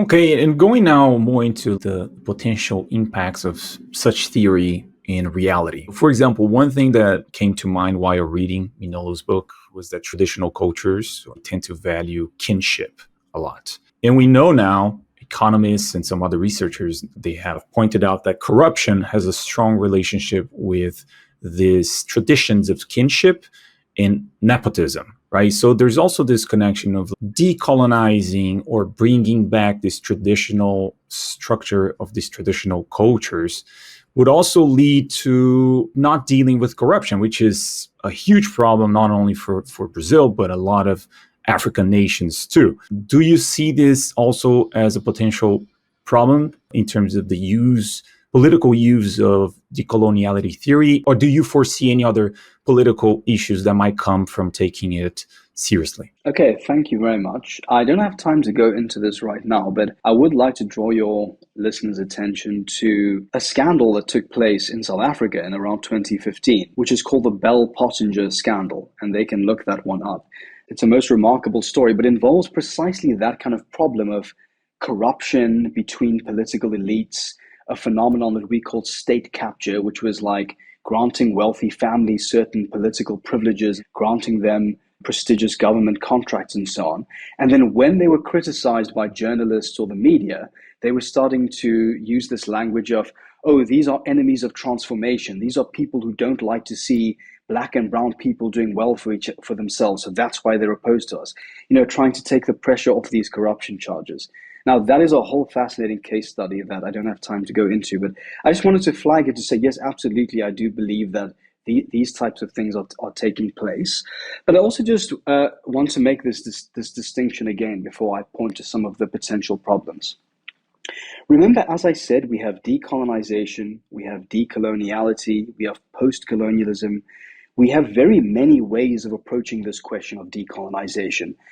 And so I just want to make clear that we have to be careful about saying, are some of these problems that we're seeing in politics today, are they the direct result of decoloniality theory? In other words, are they actually people who, let's say in politics or the law or journalism, are using ideas from decoloniality theory per se? Are they speaking about border thinking, colonial matrix of power? Do they believe in that whole specific discourse? Or is it the case that there are some broad common ideas that one finds in decoloniality theory that have metastasized and that are now circulating throughout politics and the law and so on, which are structurally isomorphic with decoloniality? So what I mean is, even if it's not decoloniality theory per se, it nevertheless shares a certain kind of intellectual genetic heritage with it, or it's basically the same kind of idea.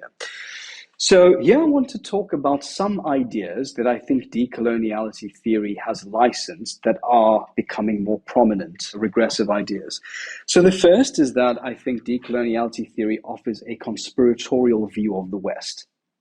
And I think that that conspiracy about the West, I think we are starting to see more and more of that in certain spaces, whether it be politics, whether it be scholarship, whether it be journalism. We might increasingly start to see this reading of the world as this extraordinary civilizational antagonism between the West and the rest of the world.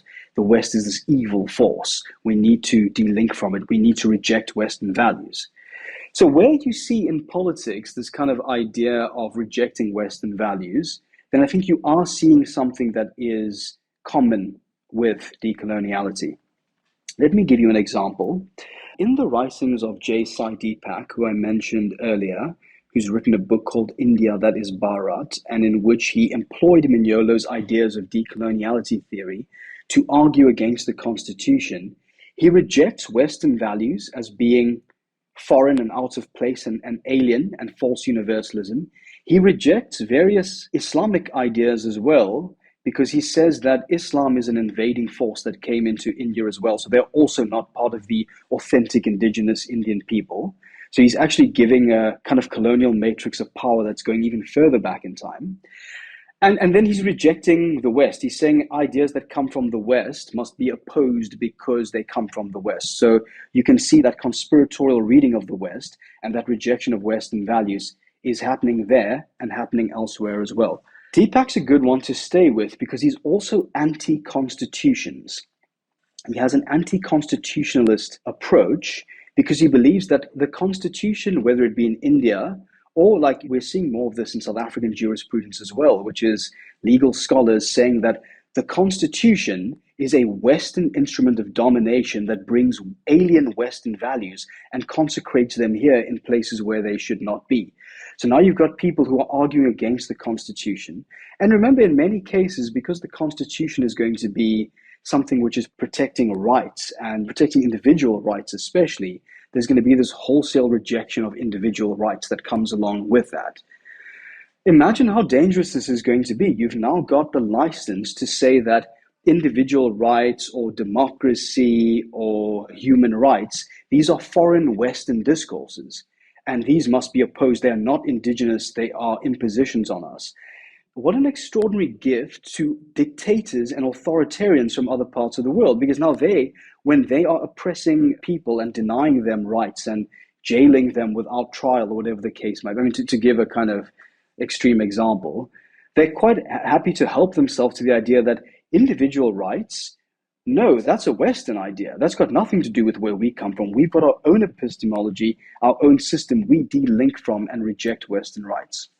So if you're going to make a conflation between coloniality and modernity, between Eurocentric and European, and if you're going to have this conspiratorial vision of the West as, so evil and all the rest of it, it quickly allows you to make that kind of slide into the rejection of individual rights, into the support for corruption. There's just a lot of things that you can license by using that kind of idea system.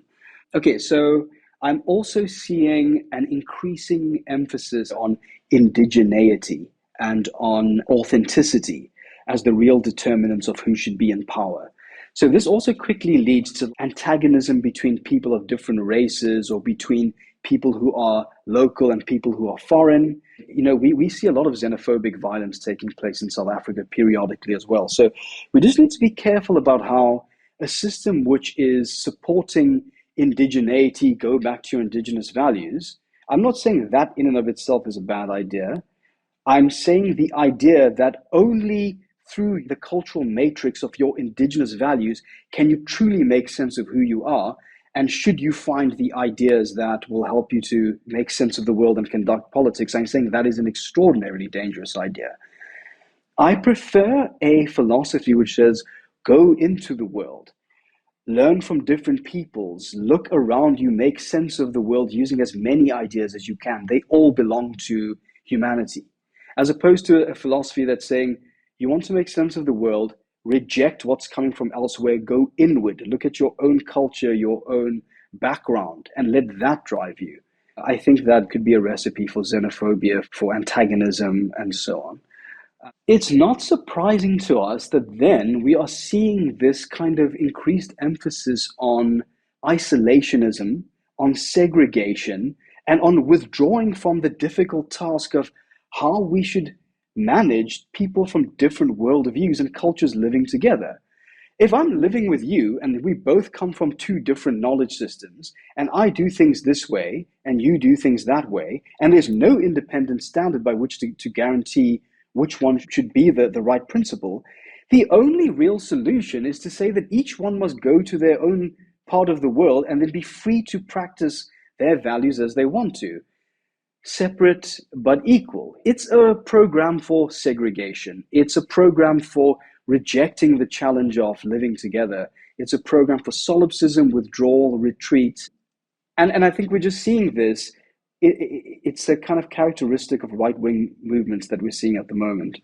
Okay, so finally, I think I've given quite a few ways then which you can boil down ideas from decoloniality that are getting uptake in the society at large, whether it be in law and politics. I think also this identity policing, this encouragement to look at a person and evaluate what they're saying on the basis of the color of their skin, their race, their background, their ethnic identity or cultural identity. And then when you disagree with them, accuse them of being a sellout, brainwashed in the service of the West, or being some kind of colonial quisling. I think all of that can be quite dangerous as well. And it can quickly lead to a kind of scenario where you are telling people to conform to a certain kind of knowledge system proper to their cultural background, which sounds to me, just basically, it sounds to me like racism with more steps. Those are some problems that I see with decoloniality going global, or at least some of its ideas that it's licensed in the academy starting to be picked up in society at large. In going to academia, what are the impacts you've seen? You can talk about your own experience in Cape Town, but what are the impacts you've seen so far in having these ideas spread in academia? So I must preface this by saying that I am one of those people who believes in the value of the term decolonization. I believe that there is such a thing as intellectual decolonization. I believe that this project has been usurped or displaced by some tendencies that I've just described. And I think that we must make a principled defense of what decolonization means. And that also just means being continuously self-aware, being reflexive, being critical, bringing ideas that have been unjustly marginalized into the conversation, and taking seriously the problems of racism and the legacies of colonialism. But with respect to decoloniality specifically, I think that it has had quite a deleterious effect on campus relations and campus politics.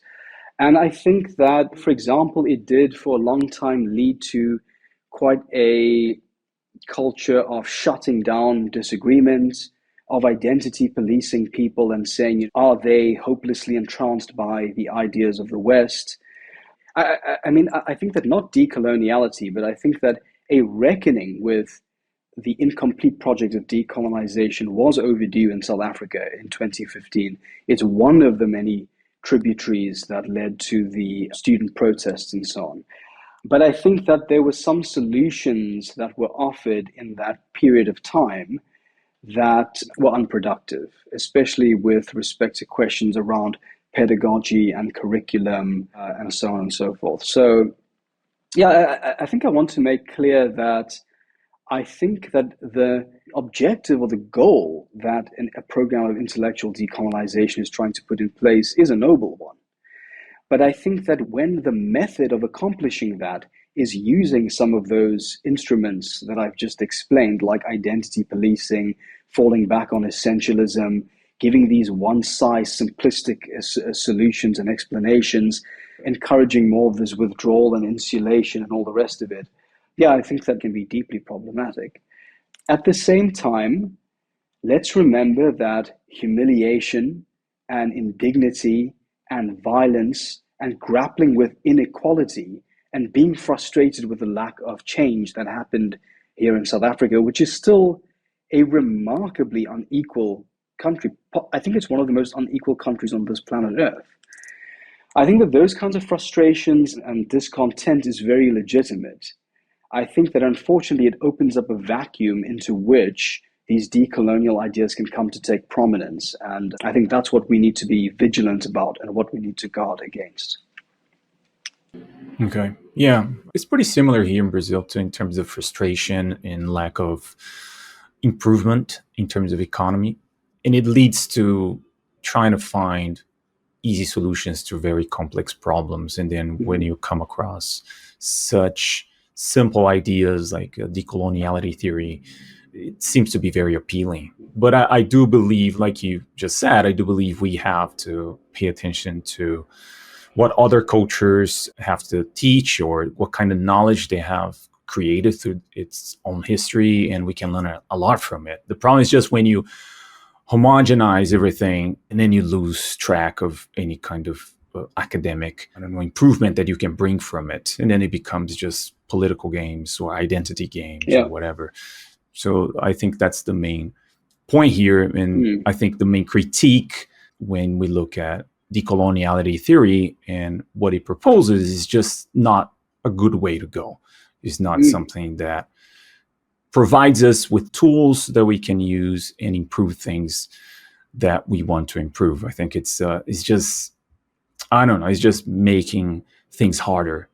I agree. You know that Mignolo likes to speak about his program as what he calls the decolonial option. It's just one option among many. I mean, that's how he tries to give this false idea that he's quite a humble guy. He's saying like, take it, don't take it, it's up to you. And if that's the case, then I think that we should reject the decolonial option, because I think that if it amounts to at least some of those things that I've described earlier, I don't think it's helpful or productive. And I think on the contrary, it can be quite dangerous and can license very dangerous forms of thinking and politics and so on. So let's be clear, let's argue for clarity, let's argue for taking things seriously. It's going to be a long, arduous struggle. It's not going to be an overnight solution. It's going to be complex, it's going to be difficult. Let's not homogenize, romanticize, essentialize, and let's not encourage forms of xenophobia and hostility and antagonism. And also, let's not run around just saying decolonize over and over again, because when you say that word so much, having lost all grasp of what it means, you actually threaten to deface the currency and just make the word meaningless. And when you do that, it is such a boon to our enemies, those who are like pro-domination, pro-colonialism, because when they hear that, they think, oh God, this is what they've been banging on about. They don't even know what they're talking about. And it becomes a parody of itself. We're actually doing an injustice when we are not scrupulous and patient and take decolonization seriously. I like this idea. I can't remember the authors, but they were complaining about the way that decolonization has become a mere metaphor. And I think we're living in a time now where decolonization has just been so conceptually inflated, so over-deployed, unanchored from like its original meaning or some kind of useful meaning, that it's threatened to become little more than a metaphor. Yeah, I completely agree. Kavish, I think we covered a lot here, and I think this is going to be a quite valuable episode for the podcast and for my audience and for Brazil as a whole, because it's a kind of subject that is rarely explored the way you just did, like in detail and bringing references and so on. So I want to thank you once again. It was a great pleasure to have you on the show. It was my absolute pleasure. Thank you for inviting me. And I really enjoyed the opportunity to think about some of these ideas and explain it to you. I'm very grateful, and I look forward to keeping in touch with you and following your work. Thank you. Okay, everybody, that's it. See you guys next time.